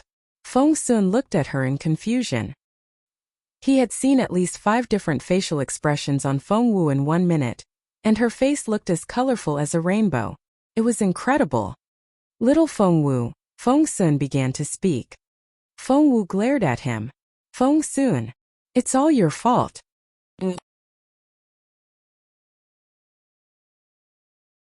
Chapter 222 Jun Linyuan's Duty. Chapter 222 Jun Linyuan's Duty. What? Feng Sun gestured at himself in confusion. Why did I do? I've done nothing but help you all the time. Little Feng Wu, where is your conscience? Why did you say that? Why did I say that? Because you're telling everyone that I like Jun Linyuan. So, you were trying to keep it a secret and I made it public knowledge. No. Feng Wu, who had always been able to keep her composure, stomped her foot in vexation. I've told you 1,000,000 times. I'm not in love with Jun Linyuan. I swear that if I'm not telling the truth, I'll be struck by a thunderbolt. Feng Wu had barely finished the sentence when, watch out! Feng Wu blanched and yanked Feng Wu toward him. The ground where Feng Wu had been standing was charred by the sudden clap of thunder. Feng Wu was speechless. So was Feng Sun. Shaken, they stared at each other, both at a loss over what to say. Both had awkward looks on their faces. All of a sudden, ha ha ha ha ha, Feng Sun guffawed. He laughed so hard that he was practically rolling around on the ground. This is hilarious, ha ha. Little Feng Wu, you were so lying your ass off. Ha ha ha ha.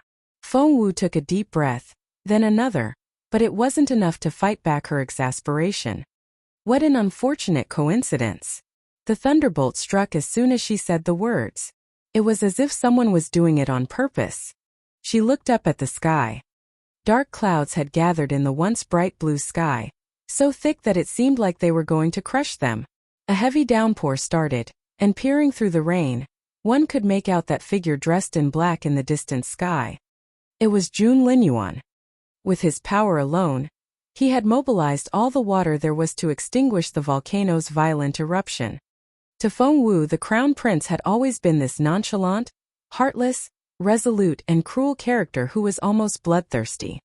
She never expected that in order to stop the fire from spreading and damaging the farmland at the foot of the mountain, he was still doing all he could to summon the rain despite his injury. Feng Wu had never seen Jun Linyuan like this, fulfilling his duty diligently. In Feng Wu's mind, Jun Linyuan was the type that didn't give a damn about cleaning up after himself. This had changed her opinion of him, Feng Wu thought to herself. Feng Sun had no idea what was going on in Feng Wu's head, and he kept on laughing. Stop denying it already. You're staring at him and your eyes are practically glued to the guy. At least try harder if you want to convince me. Feng Wu was speechless. Feng Sun was convinced that she was in love with Jun Linyuan no matter what she said, and Feng Wu decided to give up trying. She would give herself a heart attack if she didn't stop here. However, she would have to talk to Jun Linyuan and explain it to him later. Once she had made up her mind, Feng Wu put it aside for the time being. The most important thing now was to treat Mrs. Ning. Outside the gate of Wanping town, Granny Chu was waiting anxiously. She couldn't help but walk around in circles. Why are they still not back? It's been almost 6 hours. Where are they? Did something happen to them up there? Just as Granny Chu was mumbling to herself in consternation, the volcano erupted in frozen forest. Granny Chu's knees buckled and she almost dropped to the ground. Feng Wu's medical skills were the only thing they could count on at the moment. They couldn't afford to have anything happen to the girl. Luckily, Feng Wu and Feng Sun came back in short order. Miss Feng, you're back. Are you all right? Even the stern-faced Granny Chu couldn't conceal her excitement. Feng Wu nodded. I'm fine. Have you figured out who poisoned Mrs. Ning?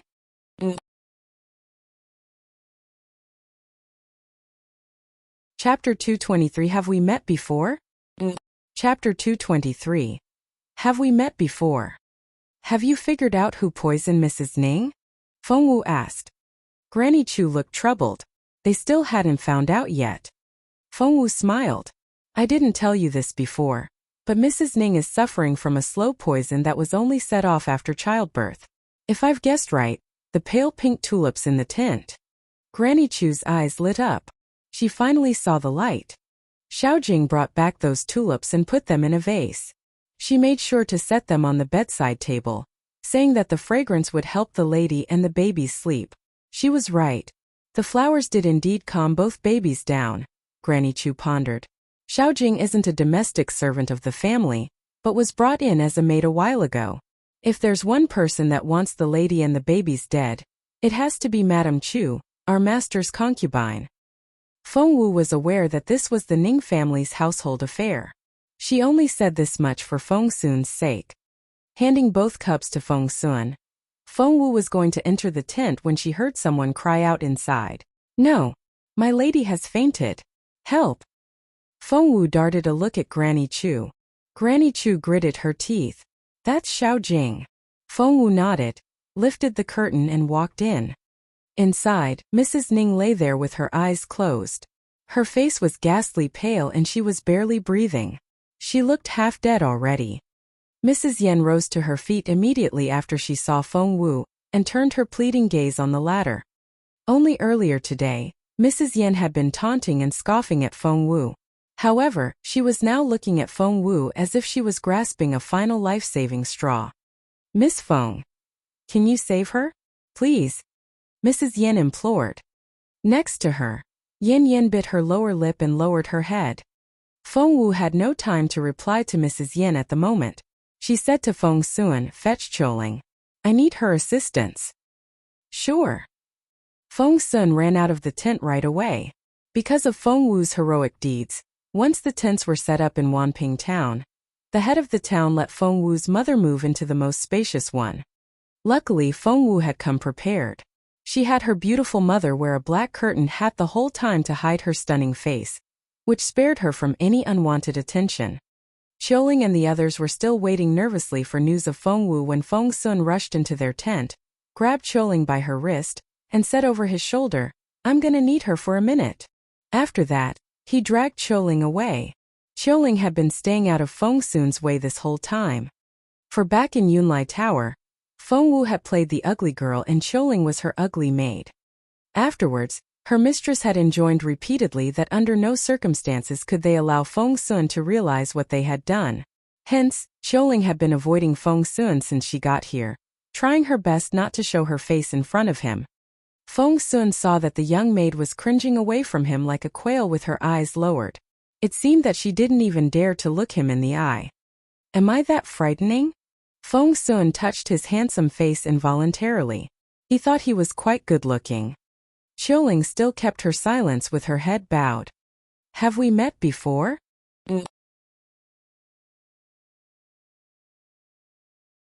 Chapter 224 The Traitor. Chapter 224 The Traitor. An idea struck Feng Sun and vanished as quickly as it appeared, so much so that he wasn't able to comprehend it himself. Choling's stomach churned. Oh God, please tell me this isn't happening. If she let anything slip, her mistress would be in so much trouble. Feng Wu's maid was anything but stupid. At that thought, Choling looked up right away and her heart raced when she saw the brooding look in his eyes. The consequences would be unimaginable if she let him figure it out. She had to intervene and stop that train of thought.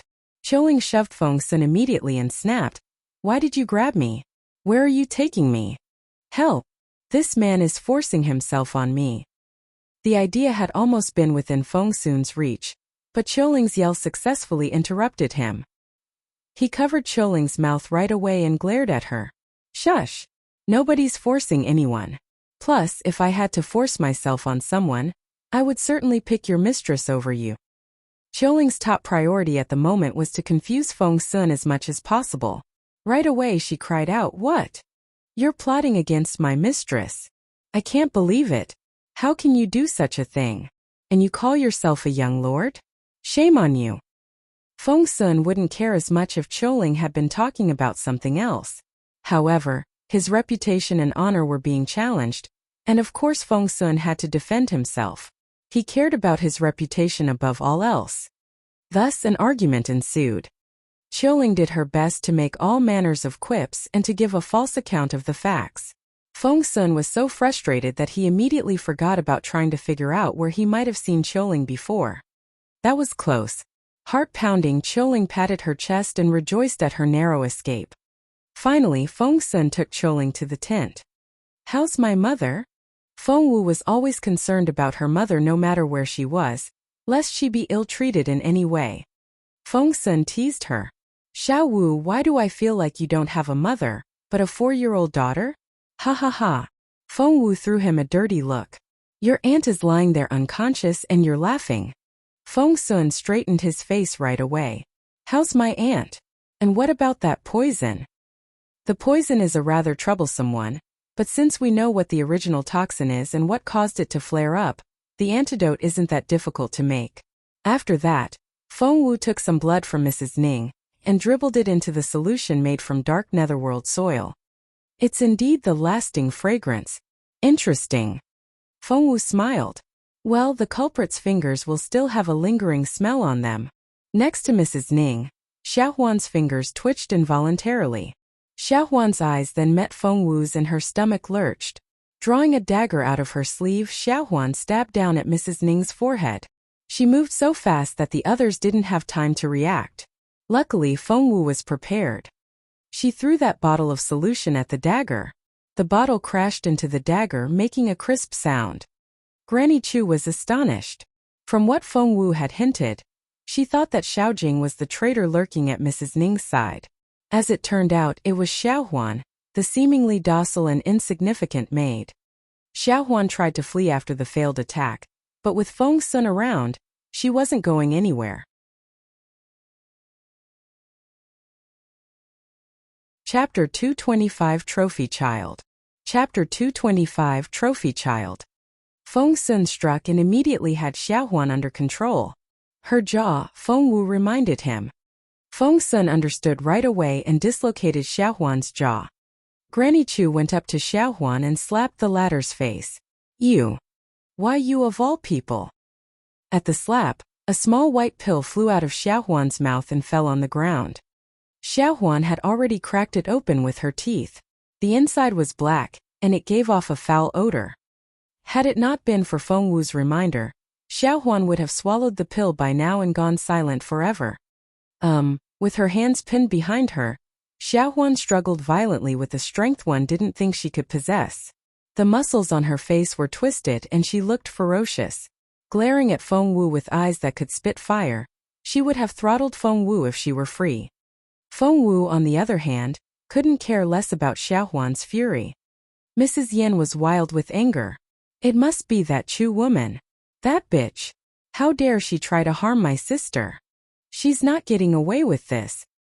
If she could, Mrs. Yan would go back this instant and strangle Madame Chu with her own hands. Seeing that Mrs. Yan was going to extort a confession from Xiaohuan through torture, Feng Wu frowned and said casually, I have no interest in your domestic affairs. Take her with you and do whatever you want. Yan Yan darted a look at Feng Wu and mumbled, Who the hell do you think you are? Slap. Mrs. Yan smacked Yan Yan on the forehead and cast a stern look at the latter. After that, she turned to Feng Wu with a smile. My sister. She'll live, Feng Wu promised. I'll leave everything in Miss Feng's hands then.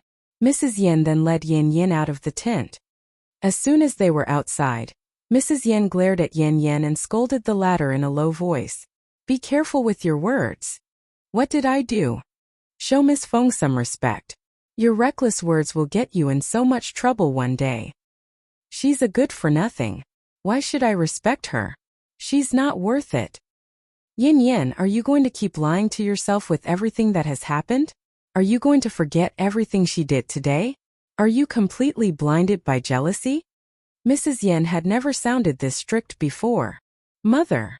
I admit that Miss Feng isn't much of a cultivator, but she's a genius in every other aspect. I would go so far as to call her an elite genius. Don't tell me that you don't realize that. Humph. Let me break it down for you. Take that essence gathering formation as an example. Even that level 2 formation master followed her orders to the letter. If she hadn't fixed that essence gathering tower at that critical moment, more than half of the population of Wanping Town would be gone by now. You and I could have been killed by the magical beasts. You're making it sound like such a big deal. And there's her medical skills. You saw it with your own eyes. It's very likely that Miss Feng has surpassed the advanced level and has already reached the master level in medicine refinement. At her young age, that's incredible. Mother, can you please stop praising her? I don't like it. Yin Yin stomped her foot. Mrs. Yin scowled at her. You're both teenage girls and you're even a couple of years older than her. But you can barely do anything on your own. I'd be so relieved if you even had a tenth of her talent. Mother, you're doing it again. You didn't even like her when we first met her. Yin Yin couldn't take it anymore.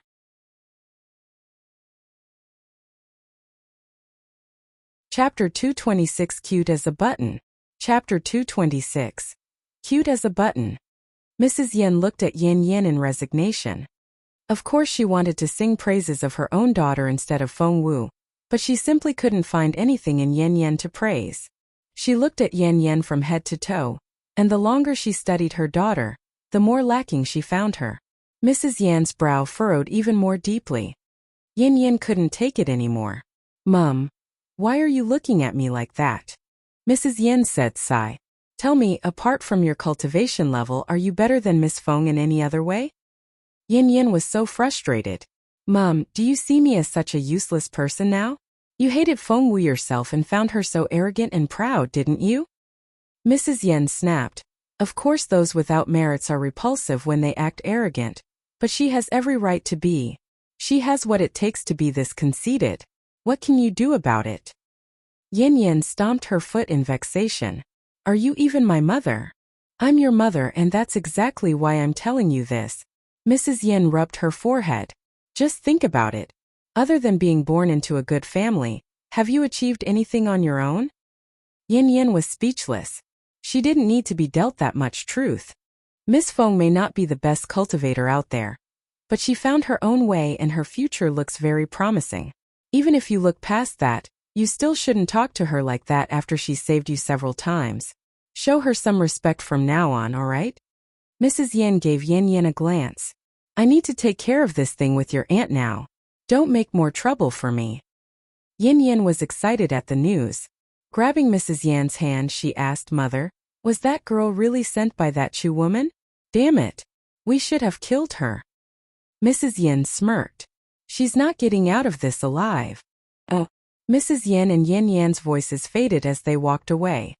Meanwhile, inside the tent, Feng Wu shook her head with a wry smile after hearing Mrs. Yan's words. She hadn't expected to be praised by Mrs. Yan. That was a surprise. Shaking her head, she cleared her mind of all unnecessary thoughts, then began to treat Mrs. Ning with spiritual dragon tongue grass.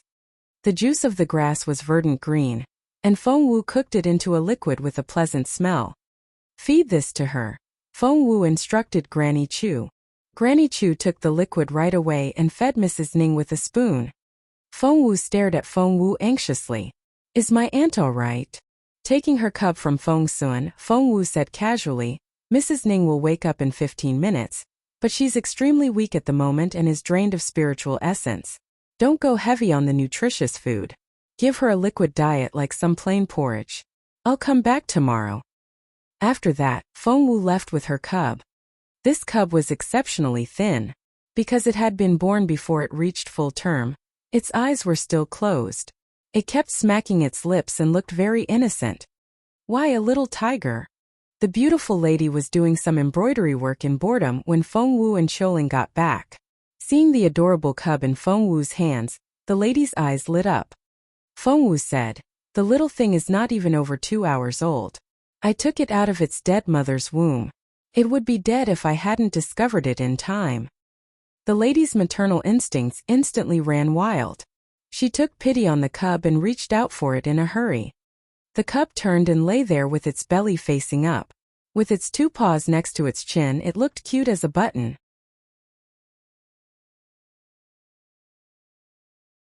Chapter 227 The Cub Brothers.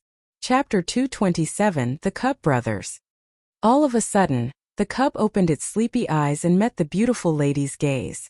It then bit down on the lady's fingers, but only a little. Its tiny teeth felt quite ticklish on the skin. It's hungry. The lady turned her limpid eyes on Feng Wu. It's so hungry. It needs food. Feng Wu scratched her head. What does it eat? Her mother looked at her innocently and shook her head. All newborns love milk, right? I'll go find some. Qiuling rushed off after that. On hearing that Miss Feng would like some milk, everyone in Wanping town moved into action. Had it not been for Miss Feng, more than half of the town would be dead by now. Instead, they were all alive. Hence, the townsfolk felt that they couldn't thank Feng Wu enough. As a result, Qiuling came back with a pile of things in her arms. She said, "The people here are so warm-hearted. There's cow's milk, goat's milk, and even some breast milk."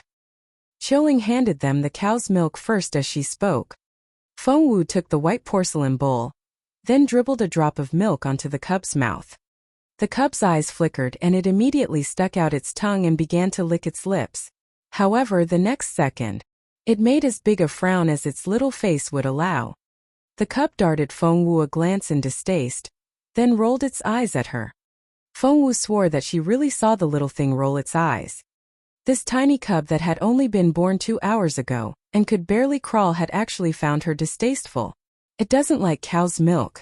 Let's try the goat's milk. The beautiful lady couldn't bring herself to see the cub's puckered face, and she wet its mouth with the goat's milk. The cub licked the milk and its face puckered up even more. Holding the lady's clothes between its tiny paws, it rolled around in her arms, acting like a spoiled little baby. Feng Wu was speechless. The cub rolled its eyes at her when it disliked the milk, but when it was her mother's turn, it rolled around in the latter's arms instead. This was pure discrimination. The beautiful lady's heart melted at the sight of the soft little thing in her arms.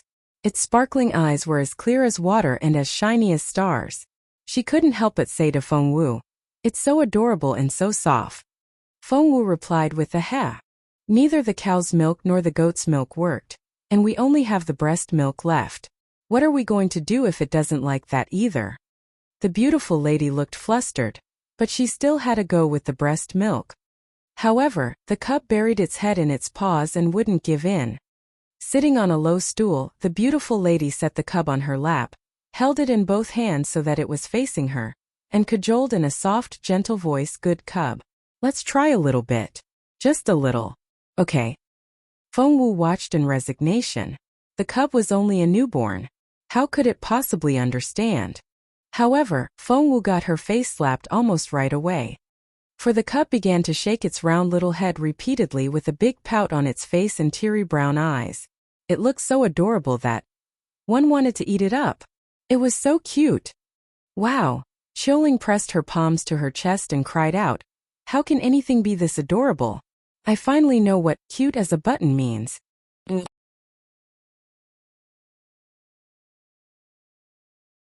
Chapter 228 Little Cub. Chapter 228 Little Cub. The cub was so cute that everyone began to make all sorts of noises, wishing that they could hold it themselves. The beautiful lady went on cajoling the cub. "Let's just try a little. A very, very little." The cub shook its head, then shook it again. Feng Wu couldn't stand it anymore and smacked the cub on its forehead. "Just eat." That successfully baffled the cub. It stared at Feng Wu, too shocked to react. Time seemed to stand still. The next second, it realized what had happened and burst into tears. Immediately, everyone stared at Feng Wu in condemnation. Feng Wu rubbed her nose. "I hardly used any strength at all." As if it had suffered the greatest grievance, the cub cried at the top of its lungs. One would think it had been abused in every possible way. Feng Wu was speechless. Her mother darted a resentful look at Feng Wu and scolded her. "How could you do that? It's just a baby. It doesn't understand." Feng Wu almost rolled her eyes. It didn't understand? It understood everything perfectly. She darted another look at the cub. She was right. The little thing rubbed its eyes with its front paws and stopped crying when Feng Wu was talking to her mother. However, as soon as Feng Wu's gaze landed on it, the little thing began to howl again. Feng Wu rubbed her forehead. It seemed that she had brought back a spoiled baby. Unfortunately, Feng Wu was the only one who saw it. To everyone else, the little cub had been hopelessly wronged. The beautiful lady slapped Feng Wu lightly on the arm. "Don't bully it." The cub's cries grew noticeably quieter. The lady and Feng Wu exchanged looks and both were surprised. "Seriously?" Her mother patted Feng Wu again, feigning a vexed tone. "That's for hitting the baby." Seeing that Feng Wu was getting punished, the cub stopped crying and watched what was going on with bright, unblinking, teary eyes. All of a sudden, its mouth widened into a grin and it began to giggle while it rubbed its paws together. Feng Wu was speechless. Was this little thing laughing at her now? Seeing how everyone was amazed, the beautiful lady was excited. "Look, it's laughing. Its smile looks so cute." The corner of Feng Wu's mouth twitched. "That's a lot of grudges for such a tiny thing." Carefully wiping away the tears on the cub's face, the beautiful lady comforted Feng Wu with delight. "It's just a baby. Don't be so hard on it. It already knows how to taunt its master. Who knows what it will do when it gets older? No, I'm not keeping it. Let's throw it out." Feng Wu made a gesture as if she was going to grab the cub. While looking frightened, the cub grabbed the beautiful lady's clothes with its front paws and hid itself in her vest. Sticking its fluffy head out, it watched Feng Wu with its big brown eyes in the most pitiful manner. Feng Wu didn't know what to say. Say again that it knew nothing? That cub was practically a human child with fur.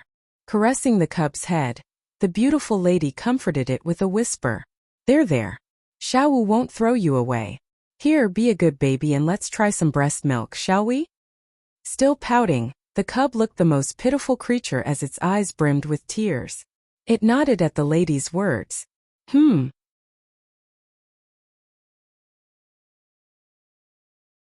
Chapter 229 Drama Cub. Chapter 229 Drama Cub.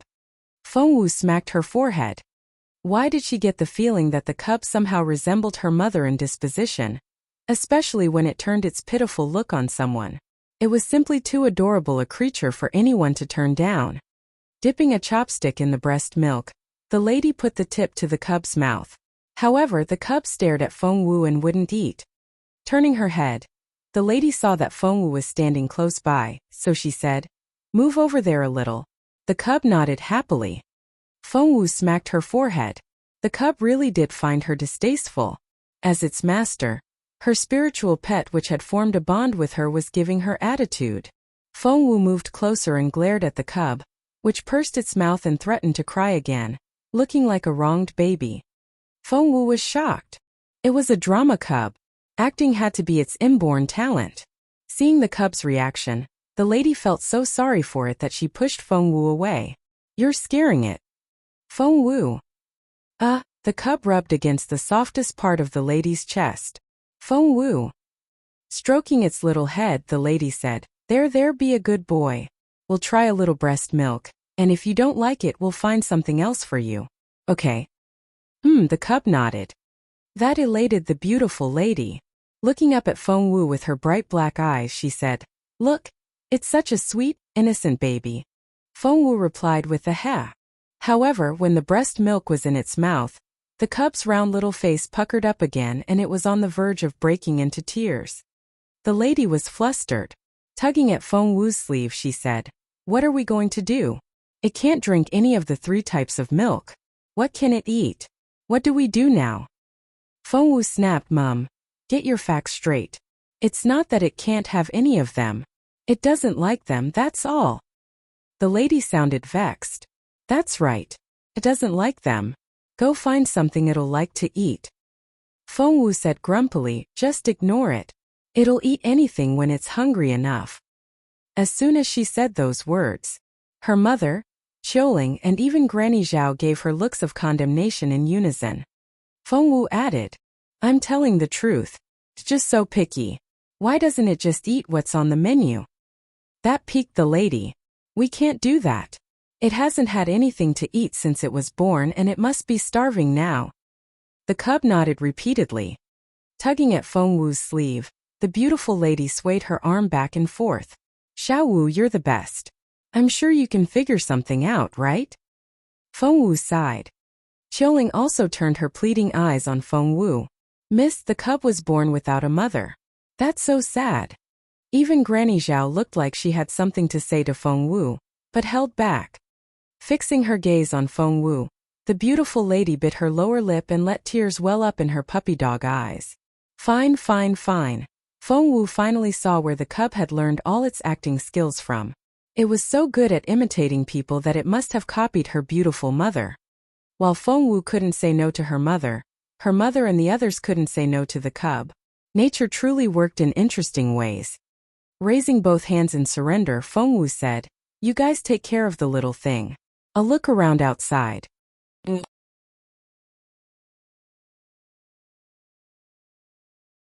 Chapter 230. Young Lord, what are you doing? Chapter 230. Young Lord, what are you doing? The eruption in frozen forest had stopped, and the conflagration had been extinguished by the downpour. Had it not been for the rain, the fire would have spread and the entire forest would have been devoured and burnt to the ground. If that had happened, an area of thousands of kilometers around the mountain would have become barren. Countless people would have lost their homes. Jun Linyuan was able to turn things around single-handedly by drawing the water here in the form of rain to put out the fire. What a heroic deed! However, Jun Linyuan, the Rainmaker, left the mountain on Xianyi's back. The noble, composed, and all-powerful Jun Linyuan was now lying in bed, looking inert. His breathing was very shallow and he was so exhausted that he couldn't keep his eyes open. Feng Sun was exasperated. He yelled, "Boss Jun! I'll go get a medicine refiner. Wait here. Just wait." Jun Linyuan opened his mouth trying to say something, but couldn't make any sound. Feng Sun moved closer in a fluster. "Boss Jun, what did you say?" "Feng Wu," Jun Linyuan said weakly. Feng Sun jumped to his feet. "Look at the state you're in right now. This isn't the time for personal grudges. Feng Wu is an excellent doctor. I'm sure she can cure you." Jun Linyuan was going to say something else, but Feng Sun cut him off. Fine, fine. I won't get Feng Wu. I'll go find another medicine refiner. If they can treat you, we won't need Feng Wu." Feng Sun mumbled as he rushed off. Why does Boss Jun dislike Feng Wu so much? She's actually pretty nice. Why, forget it. Boss Jun is the top priority here. Feng Sun spotted young Master Ba as soon as he went outside, and he grabbed the latter by the wrist. Young Master Ba was flustered. Young Lord, what are you doing?" Feng Sun snapped. "I'm offering you a chance to treat the Crown Prince. Please don't." Young Master Ba was flabbergasted. The Crown Prince was so frightening. One sharp gaze from those black eyes was enough to freeze one's soul. No one would even go near the guy if given the choice. Young Master Ba tried to break free, but Feng Sun kept dragging him toward the room. Before long, young Master Ba was inside the chamber. Dragging him to Jun Linyuan, Feng Sun said loudly, "What are you waiting for? Do your job." Young Master Ba grimaced. The Crown Prince's sharp gaze felt like a blade on his skin and his limbs went stiff. He didn't even dare look Jun Linyuan in the eyes. Pleading with Feng Sun in a feeble voice, he said, "Why me? I'm not good enough. I can't. You need Miss Feng. She's the real star here. Young Lord, how about I fetch her for you?" He tried to slink away after that. Feng Sun threw a dirty look at him. "I would have gone to Feng Wu if I could. Just cut the crap and get the job done." Young Master Ba said with a long face, "Did Miss Feng refuse to take the job?" "Of course not. Feng Wu wants to get close to Boss Jun more than anything else, but Boss Jun doesn't like her touch." As goofy as Feng Sun was, he wouldn't have Jun Linyuan wronged in any way, and he protested loudly right away. Young Master Ba's eyes lit up. "So Miss Feng likes?" "Absolutely." Feng Sun looked very pleased, more pleased than if the one Feng Wu had fallen in love with was him. Putting his hands behind his back, he raised his chin proudly.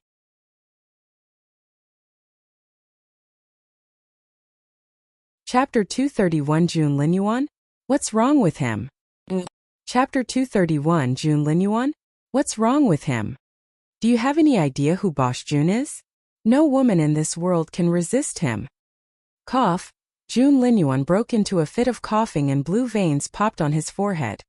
See how badly Boss Jun is coughing here? Do something. Feng Sun was on edge. Young Master Ba was genuinely afraid of Jun Linyuan. The fear of someone superior wasn't something one could get over through sheer will. His eyes met Jun Linyuan's, and his fingers, which were feeling Jun Linyuan's pulse, jolted. Feng Sun blanched at that reaction. If a medicine refiner couldn't keep his composure while feeling for a pulse, he was as good as nothing. Scratching his head anxiously, Feng Sun wondered if he should fetch Feng Wu now. However, it seemed that Boss Jun disliked Feng Wu a lot. Would seeing the girl aggravate his condition? This was such a tough call. Feng Wu had no idea about all the things that Feng Sun was making up himself. She was wandering around Wanping town at the moment, and was about to go back to her tent. Xiao Wu, you're back. Have you found anything? Her mother asked anxiously as soon as Feng Wu entered. Feng Wu smacked her forehead. The concern her mother felt for the cub was more than what she felt for Feng Wu and Feng Xiaoqi put together. Seeing the feeble cub in her mother's arms, Feng Wu frowned a little. It's still not eating. It had been an hour since she left. Her mother said anxiously, no, it isn't. It lay down on its stomach in my lap after you left and slept. It's been smacking its lips and rubbing its belly every now and then. It must be starving. But it won't eat anything we give it. Look, it's so weak that its eyes are unfocused. Seeing all the porridge on the table that hadn't been touched, and looking at the cub whose eyes had gone blank with hunger, Feng Wu sighed in resignation. The little thing could be so clever at times but was equally stubborn as well. Wait, she had seen its brother riding Feng Sun's shoulder just now, and that one had looked rather energetic. Had Feng Sun found the right thing to feed the cub? She picked up her cub right away and told her beautiful mother, I'm going to ask Feng Sun what he's been feeding his cub. I'll get this one something to eat while I'm at it. Her mother prompted her, go now, quickly. With the little thing in her arms, Feng Wu asked passersby for Feng Sun's whereabouts. Miss Feng, are you looking for the young master? Said Granny Chu. He's in the courtyard of that undamaged building, and he's looking after the crown prince. Jun Linyuan? What's wrong with him? Feng Wu looked at frozen forest in the distance involuntarily. Last time she checked, flames were searing the sky and smoke was billowing in the air. The fire had been spreading down the mountain, ready to burn the entire world to a crisp. It was only now that Feng Wu realized that the fire was completely gone. The top of the mountain was inky black. It wouldn't take long for life to come back to frozen forest again. Had Jun Linyuan really drawn all those storm clouds here? Could one man control the power of nature to that extent? Exactly how formidable was Jun Linyuan? Feng Wu was lost in thought when, Miss Feng? Miss Feng. Her reverie was interrupted by Granny Chu. Look, the young master has come out. He's right there by the door.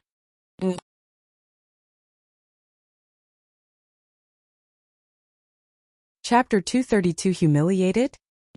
Chapter 232 Humiliated. Feng Wu turned around and saw that Granny Chu was right. Feng Sun was standing at the entrance to the most luxurious courtyard in all of Wanping town. However, as soon as he spotted Feng Wu, he spun around and was ready to rush back in, acting as if he hadn't noticed Feng Wu at all. Feng Wu called out, Feng Sun. Ahem. Seeing that he had been spotted, Feng Sun had no choice but to stop running. Turning around, he looked at Feng Wu in resignation. Why are you running away from me? I'm not going to eat you alive. Feng Wu went up to him and said grumpily, by the way, I was told that the crown prince is inside. Is he injured? Did he really create that storm in frozen forest? Upon her honor, Feng Wu was asking out of genuine curiosity. She only wanted to find out if Jun Linyuan's cultivation level was as unbelievable as she thought.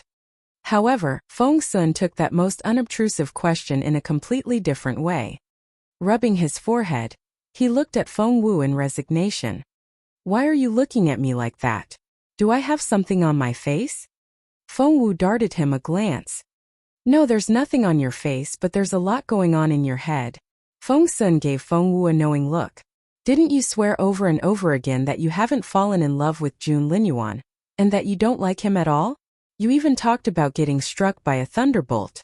What did I tell you back then? Don't be a two-faced girl. I was right, wasn't I? Feng Wu was baffled. I'm curious, that's all. Feng Sun eyed Feng Wu sympathetically. Fondness results in concern and concern triggers curiosity. Hence, you're fond of Boss Jun QED. Feng Wu was speechless. Why was it so tiring to talk to Feng Sun? Fine. Forget it. Feng Wu shrugged. Feng Sun kept his brooding eyes on Feng Wu until it gave her the creeps. Fine. Just say whatever's on your mind. Don't hold back. It's not like you can actually hold anything back, Feng Wu snapped. Xiao Wu. Feng Sun sounded like he was offering some weighty advice. You should know by now that Boss Jun doesn't have any feelings for you. Nor will he ever. So, since he's not feeling well at the moment, why don't you just leave him alone for the time being? Feng Wu clenched her fists. He made it sound as if she was throwing herself at Jun Linyuan. This was so frustrating. Feng Sun went on, Xiao Wu, I'm a person that always speaks my mind. You're great as a formation master and a medicine refiner, but you're no longer a cultivator, which means you won't get very far on either of those two paths. You should stop dreaming about Boss Jun. It won't end well for you. Feng Wu. Talking to this guy was the worst decision she had made today. She had just gotten humiliated for nothing. Honestly, about Jun Linyuan before Feng Wu could finish her sentence. Loud clunks rang out inside, accompanied by young Master Ba's shriek. Feng Sun's stomach lurched. Shit. I'll go have a look. Xiao Wu, don't go in. Boss Jun might get worse if he sees you. Feng Sun disappeared into the room after that. Feng Wu was flabbergasted. She really needed to vent her anger on someone now. Turning around, she saw that there were only two people nearby. Granny Chu and Yin Yen.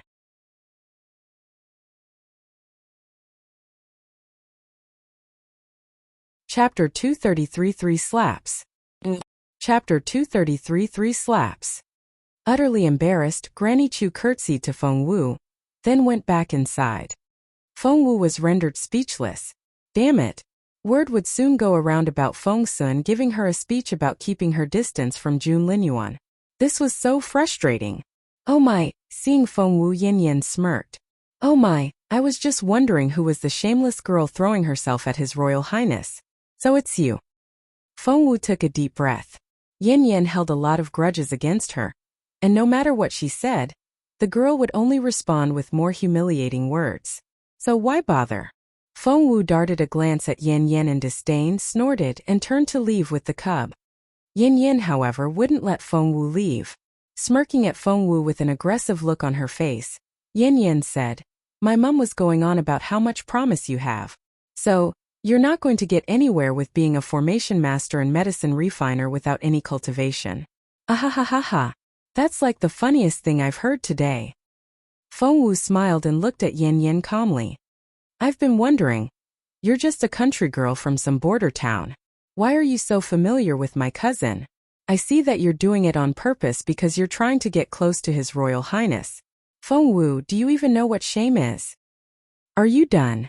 Feng Wu asked. Of course not. Yin Yen glared at Feng Wu.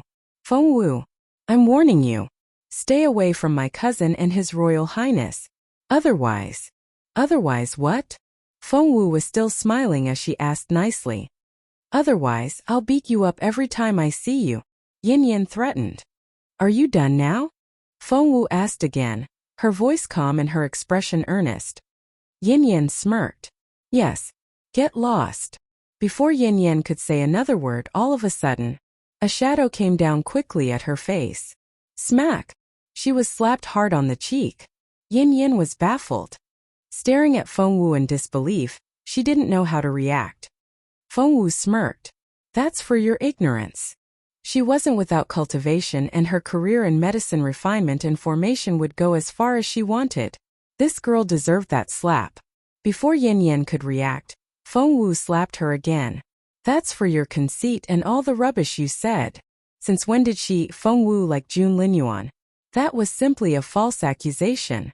With Yin Yan's short temper, she was never going to stand still and let Feng Wu slap her. She tried to move and fight back. However, to Yin Yan's surprise, she realized that she couldn't move. It was as if she had been nailed to the ground. She couldn't even lift a finger, let alone move her arms. How could this be? Yin Yan looked panic-stricken. Wasn't Feng Wu a cripple that couldn't cultivate anymore? Wasn't Feng Wu a good-for-nothing? Why on earth did it seem like not only could Feng Wu overpower her, she could even render her completely immobile? What had gone wrong? Just as Yin Yan was feeling sick with anxiety, Feng Wu raised her hand and slapped Yin Yan again.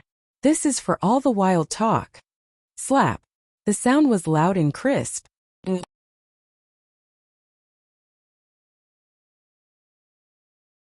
Chapter 234. Are you even my cousin? Chapter 234. Are you even my cousin? Feng Wu had exerted the most strength in that last slap. So much so that Yin Yan was sent flying back in the air. Bang! Poor Yin Yan. She fell to the ground on her back.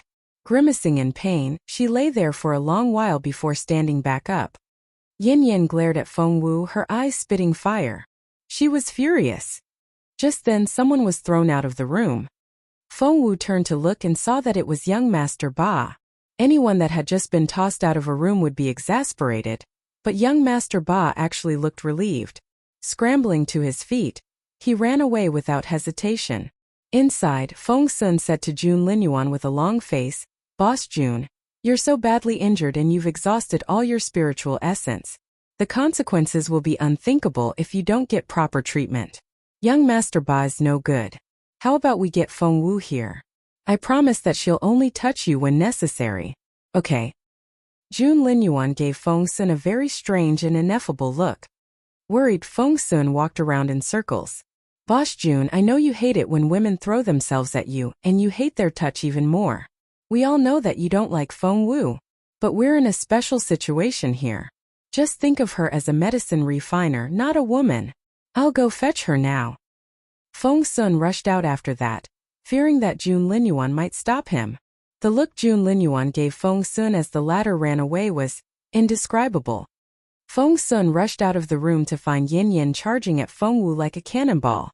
By the look of it, Yin Yan was going to tear Feng Wu to pieces. Feng Sun was shocked to see this. With a wave of his hand, he pushed Yin Yan back. Poor Yin Yan.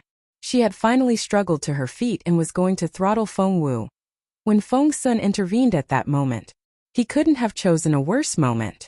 Not only did he show up uninvited, he took Feng Wu's side. Bang! Yin Yan had spared no effort when she hurled herself at Feng Wu. Hence, the counterforce was just as strong. Thump! Yin Yan smashed into the outer wall of a house a short distance away. The structure of the house had already been compromised in the earthquake. Under the impact of such a considerable force, crumble! The house collapsed before Yin Yan could rise to her feet, and she was buried under all the debris. Feng Sun's mouth fell open as he watched. It really was just a little push. How? Why were the two of you fighting? Feng Sun asked Feng Wu involuntarily as he rushed over to dig Yin Yan out. Darting a look at Feng Sun, Feng Wu turned to leave with the cub. She had vented some of her anger after slapping Yin Yan around. However, that wasn't enough to appease her. Yin Yan's head popped out after Feng Sun brushed some broken bricks away, and she looked like she was going to tear Feng Sun apart with her eyes. "Feng Sun, are you even my cousin? How could you help her instead of me? What sort of cousin are you?" Yin Yan had only just started to lash out with her accusations when Feng Sun looked over his shoulder to find Feng Wu walking away. He was exasperated. Ignoring Yin Yan, he jumped to his feet and ran after Feng Wu. Yin Yan was dumbfounded. Not only had he pushed her and gotten her buried under a house, he had also run off before helping her out of this wreckage. Was he really Feng Sun, her cousin? Why was he like this now?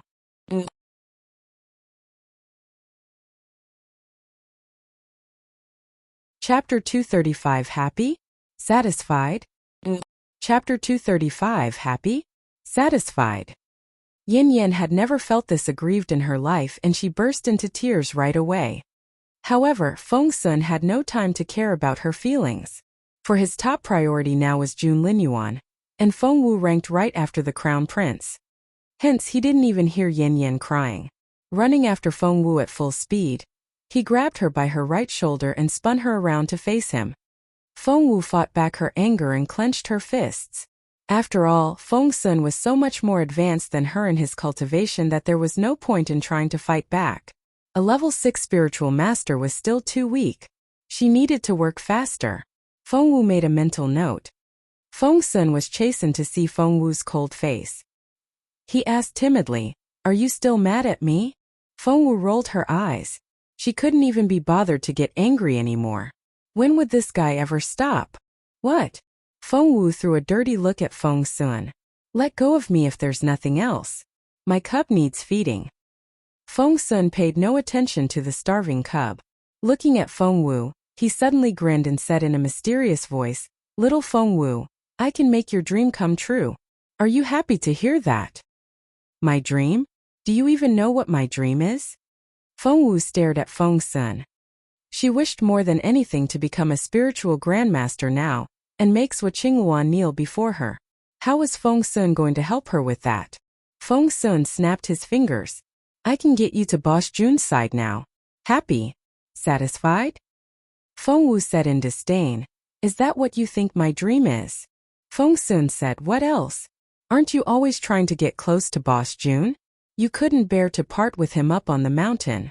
This is a great opportunity." Feng Wu smirked, then promptly turned to leave. "Hey, why are you walking away?" Feng Sun grabbed Feng Wu by the wrist. "Weren't you looking forward to this? Seriously, don't act like a prude." Feng Wu snorted. "I'm too busy for that." Feng Sun rubbed his nose. It seemed that what he had said just then had hurt the girl's pride. Sigh, but he was only telling the truth. It was for her own good. "Why isn't this your cub? Why does it look so dispirited? Wait, is it going to die?" Feng Sun cried out in surprise. Feng Wu finally stopped, for she remembered why she was here, to find something to feed the cub. Looking down, she saw the cub lying in her arms with its head down. "I think it's starving. Don't tell me you haven't fed it anything this whole time." Feng Sun stared at Feng Wu in disbelief. "What should I feed it?" Feng Wu asked involuntarily. "Well, you don't have the thing even if I told you what it is. There, I'll take the cub and feed it, while you get on with treating Boss Jun deal." After that, Feng Sun snatched the cub away and left in a hurry. "Hey!" Feng Wu tried to stop Feng Sun, but the guy was too quick for her to do anything. Feng Wu was speechless. Did she really have to treat Jun Linyuan now? Feng Wu scratched her head in exasperation.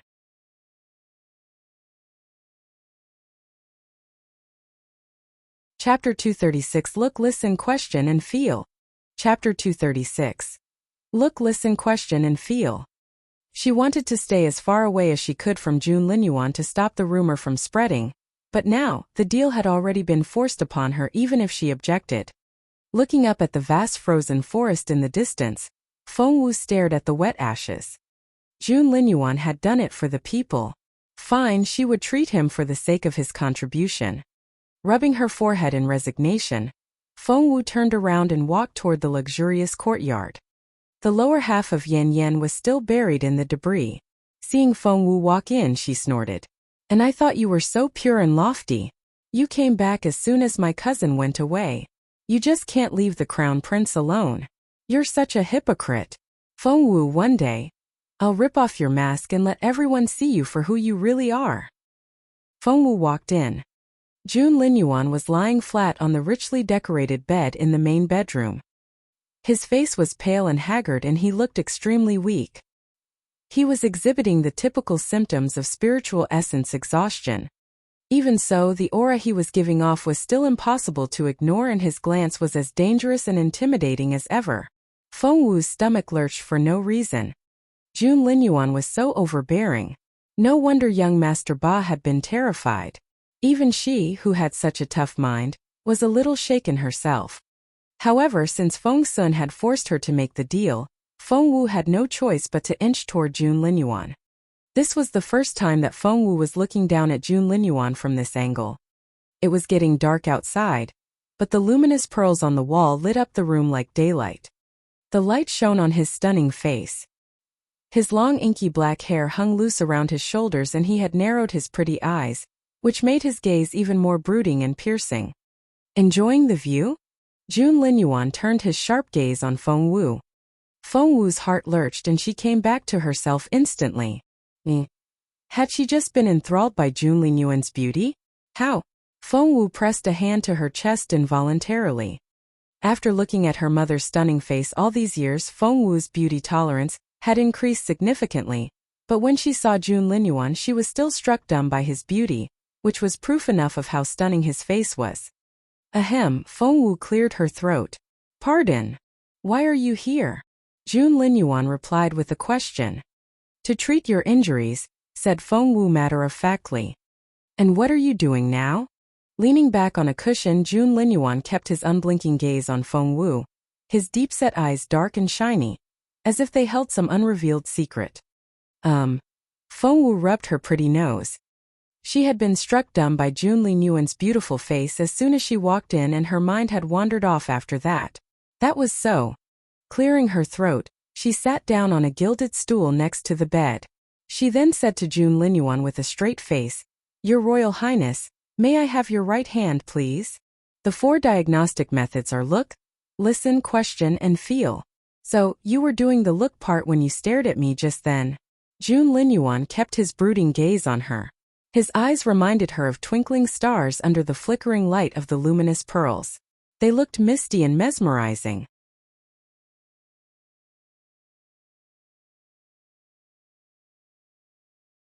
Chapter 237 As You Wish. Chapter 237, As You Wish. Ahem, of course, Feng Wu wouldn't tell him that she had simply been lost in his beauty. Look referred to observing the patient's complexion. Hence, Feng Wu played along and nodded. Your Royal Highness, you look pale. I would advise you to stay in bed for the next 3 days. Otherwise, you may suffer from after effects. Jun Linyuan didn't reply but only smiled a little. What about listen? Listen meant listening to the patient's voice. Feng Wu said, Your voice is hoarse and breathy. I would advise you to speak as little as possible. So Feng Sun was right. She did care about him, thought Jun Linyuan. Keeping his intense gaze on Feng Wu, Jun Linyuan offered her his right hand. As you wish. Feng Wu darted a glance at Jun Linyuan in confusion. As she wished? What was that supposed to mean?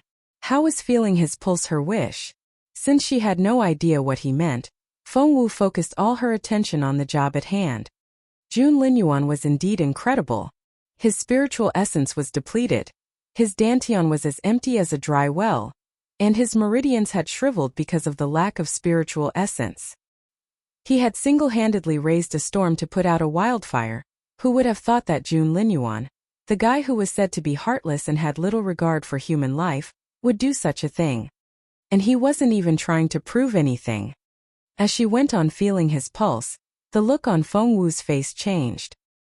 He had exhausted his spiritual essence, his blood was curdling, and his meridians were all tangled up. It felt as if a storm had rampaged through his body, leaving such a mess behind.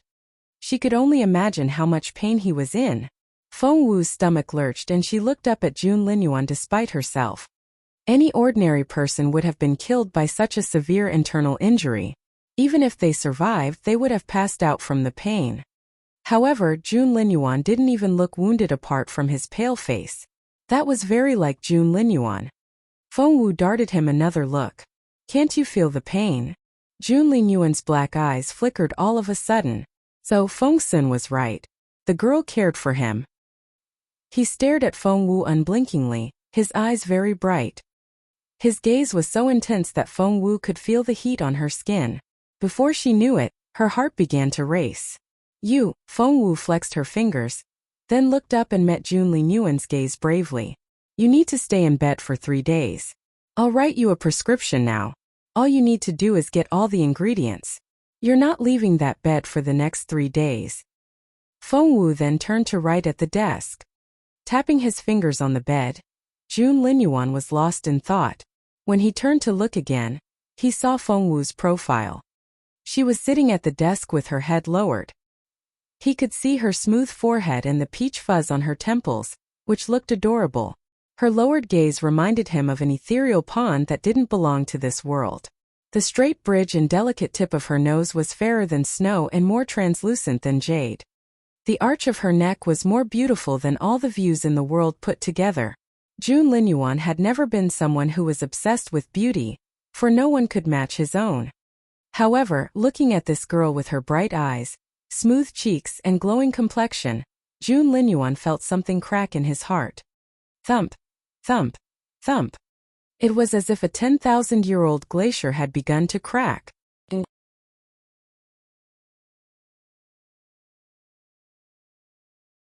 Chapter 238 W. What on earth had she done? Chapter 238 What on earth had she done? He looked away all of a sudden, and he clenched his fists. Feng had just finished writing a prescription. She blew the ink dry, turned around, and happened to meet Jun Linyuan's eyes. Why, Feng isn't here? Is he not with you this time? She remembered that Feng, the steward, took care of Jun Linyuan, from keeping the crown prince safe to maintaining good order in his daily life. The imperial capital. Jun Linyuan looked up at the beam and fixed his unblinking gaze on it, turning away from Feng completely. Seeing Jun Linyuan's manner, Feng smiled wryly inside. Exactly how repulsive did Jun Linyuan find her? She hadn't asked for the betrothal back then, and she was the victim in the annulment. But he was angry when she wasn't. Feng had her pride too. At that thought, she smacked the prescription on the table. Your Royal Highness, here's the prescription. Feng Sun can get all the ingredients for you when he comes back. I'll leave you in peace. She then turned to leave. Jun Linyuan frowned a little. Staring at Feng back, he said, "Stop." Did he think she was going to follow his order now? Feng had never been docile like that.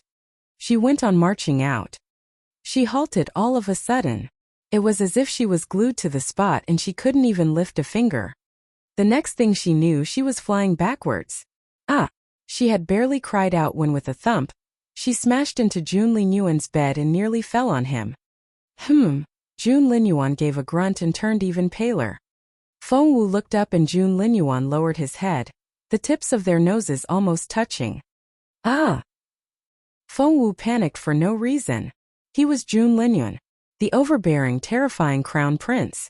The guy was a hopeless neat freak and she was so close to him now. Would he chop her up for this? At that thought, Feng tried to sit up and jump off the bed. But, bang! Their foreheads, which were only inches apart, smacked into each other. Feng almost burst into tears and she could see stars. She then heard a grunt. No! Feng stomach lurched. Jun Linyuan might not seem it, but he had been severely injured internally. He was as fragile as glass now. After bumping into him, she had just knocked into his head. Feng couldn't bring herself to look at Jun Linyuan now. After flexing her fingers, Feng opened her eyes. She saw those brooding eyes as soon as she opened her own. Up close, the look in his eyes was even more intense. His eyes were so black and bright at the same time that they seemed to be able to suck out one's soul. Jun Linyuan bent down all of a sudden, but Feng moved even faster. She pushed at Jun Linyuan's chest. Bang! Because of his severe internal injury, the usually imposing and overbearing Jun Linyuan didn't have much strength left. The little bit of spiritual essence he had managed to gather had been used up when he pulled Feng back. So when Feng pushed him involuntarily, bang! Jun Linyuan fell back and the back of his head hit the wall hard. It was a loud and crisp sound. Feng watched with wide eyes, too nervous to breathe. What was she doing? OMG. What on earth had she done? You're tuning in to the Li Mei's Wuxia Whispers YouTube channel.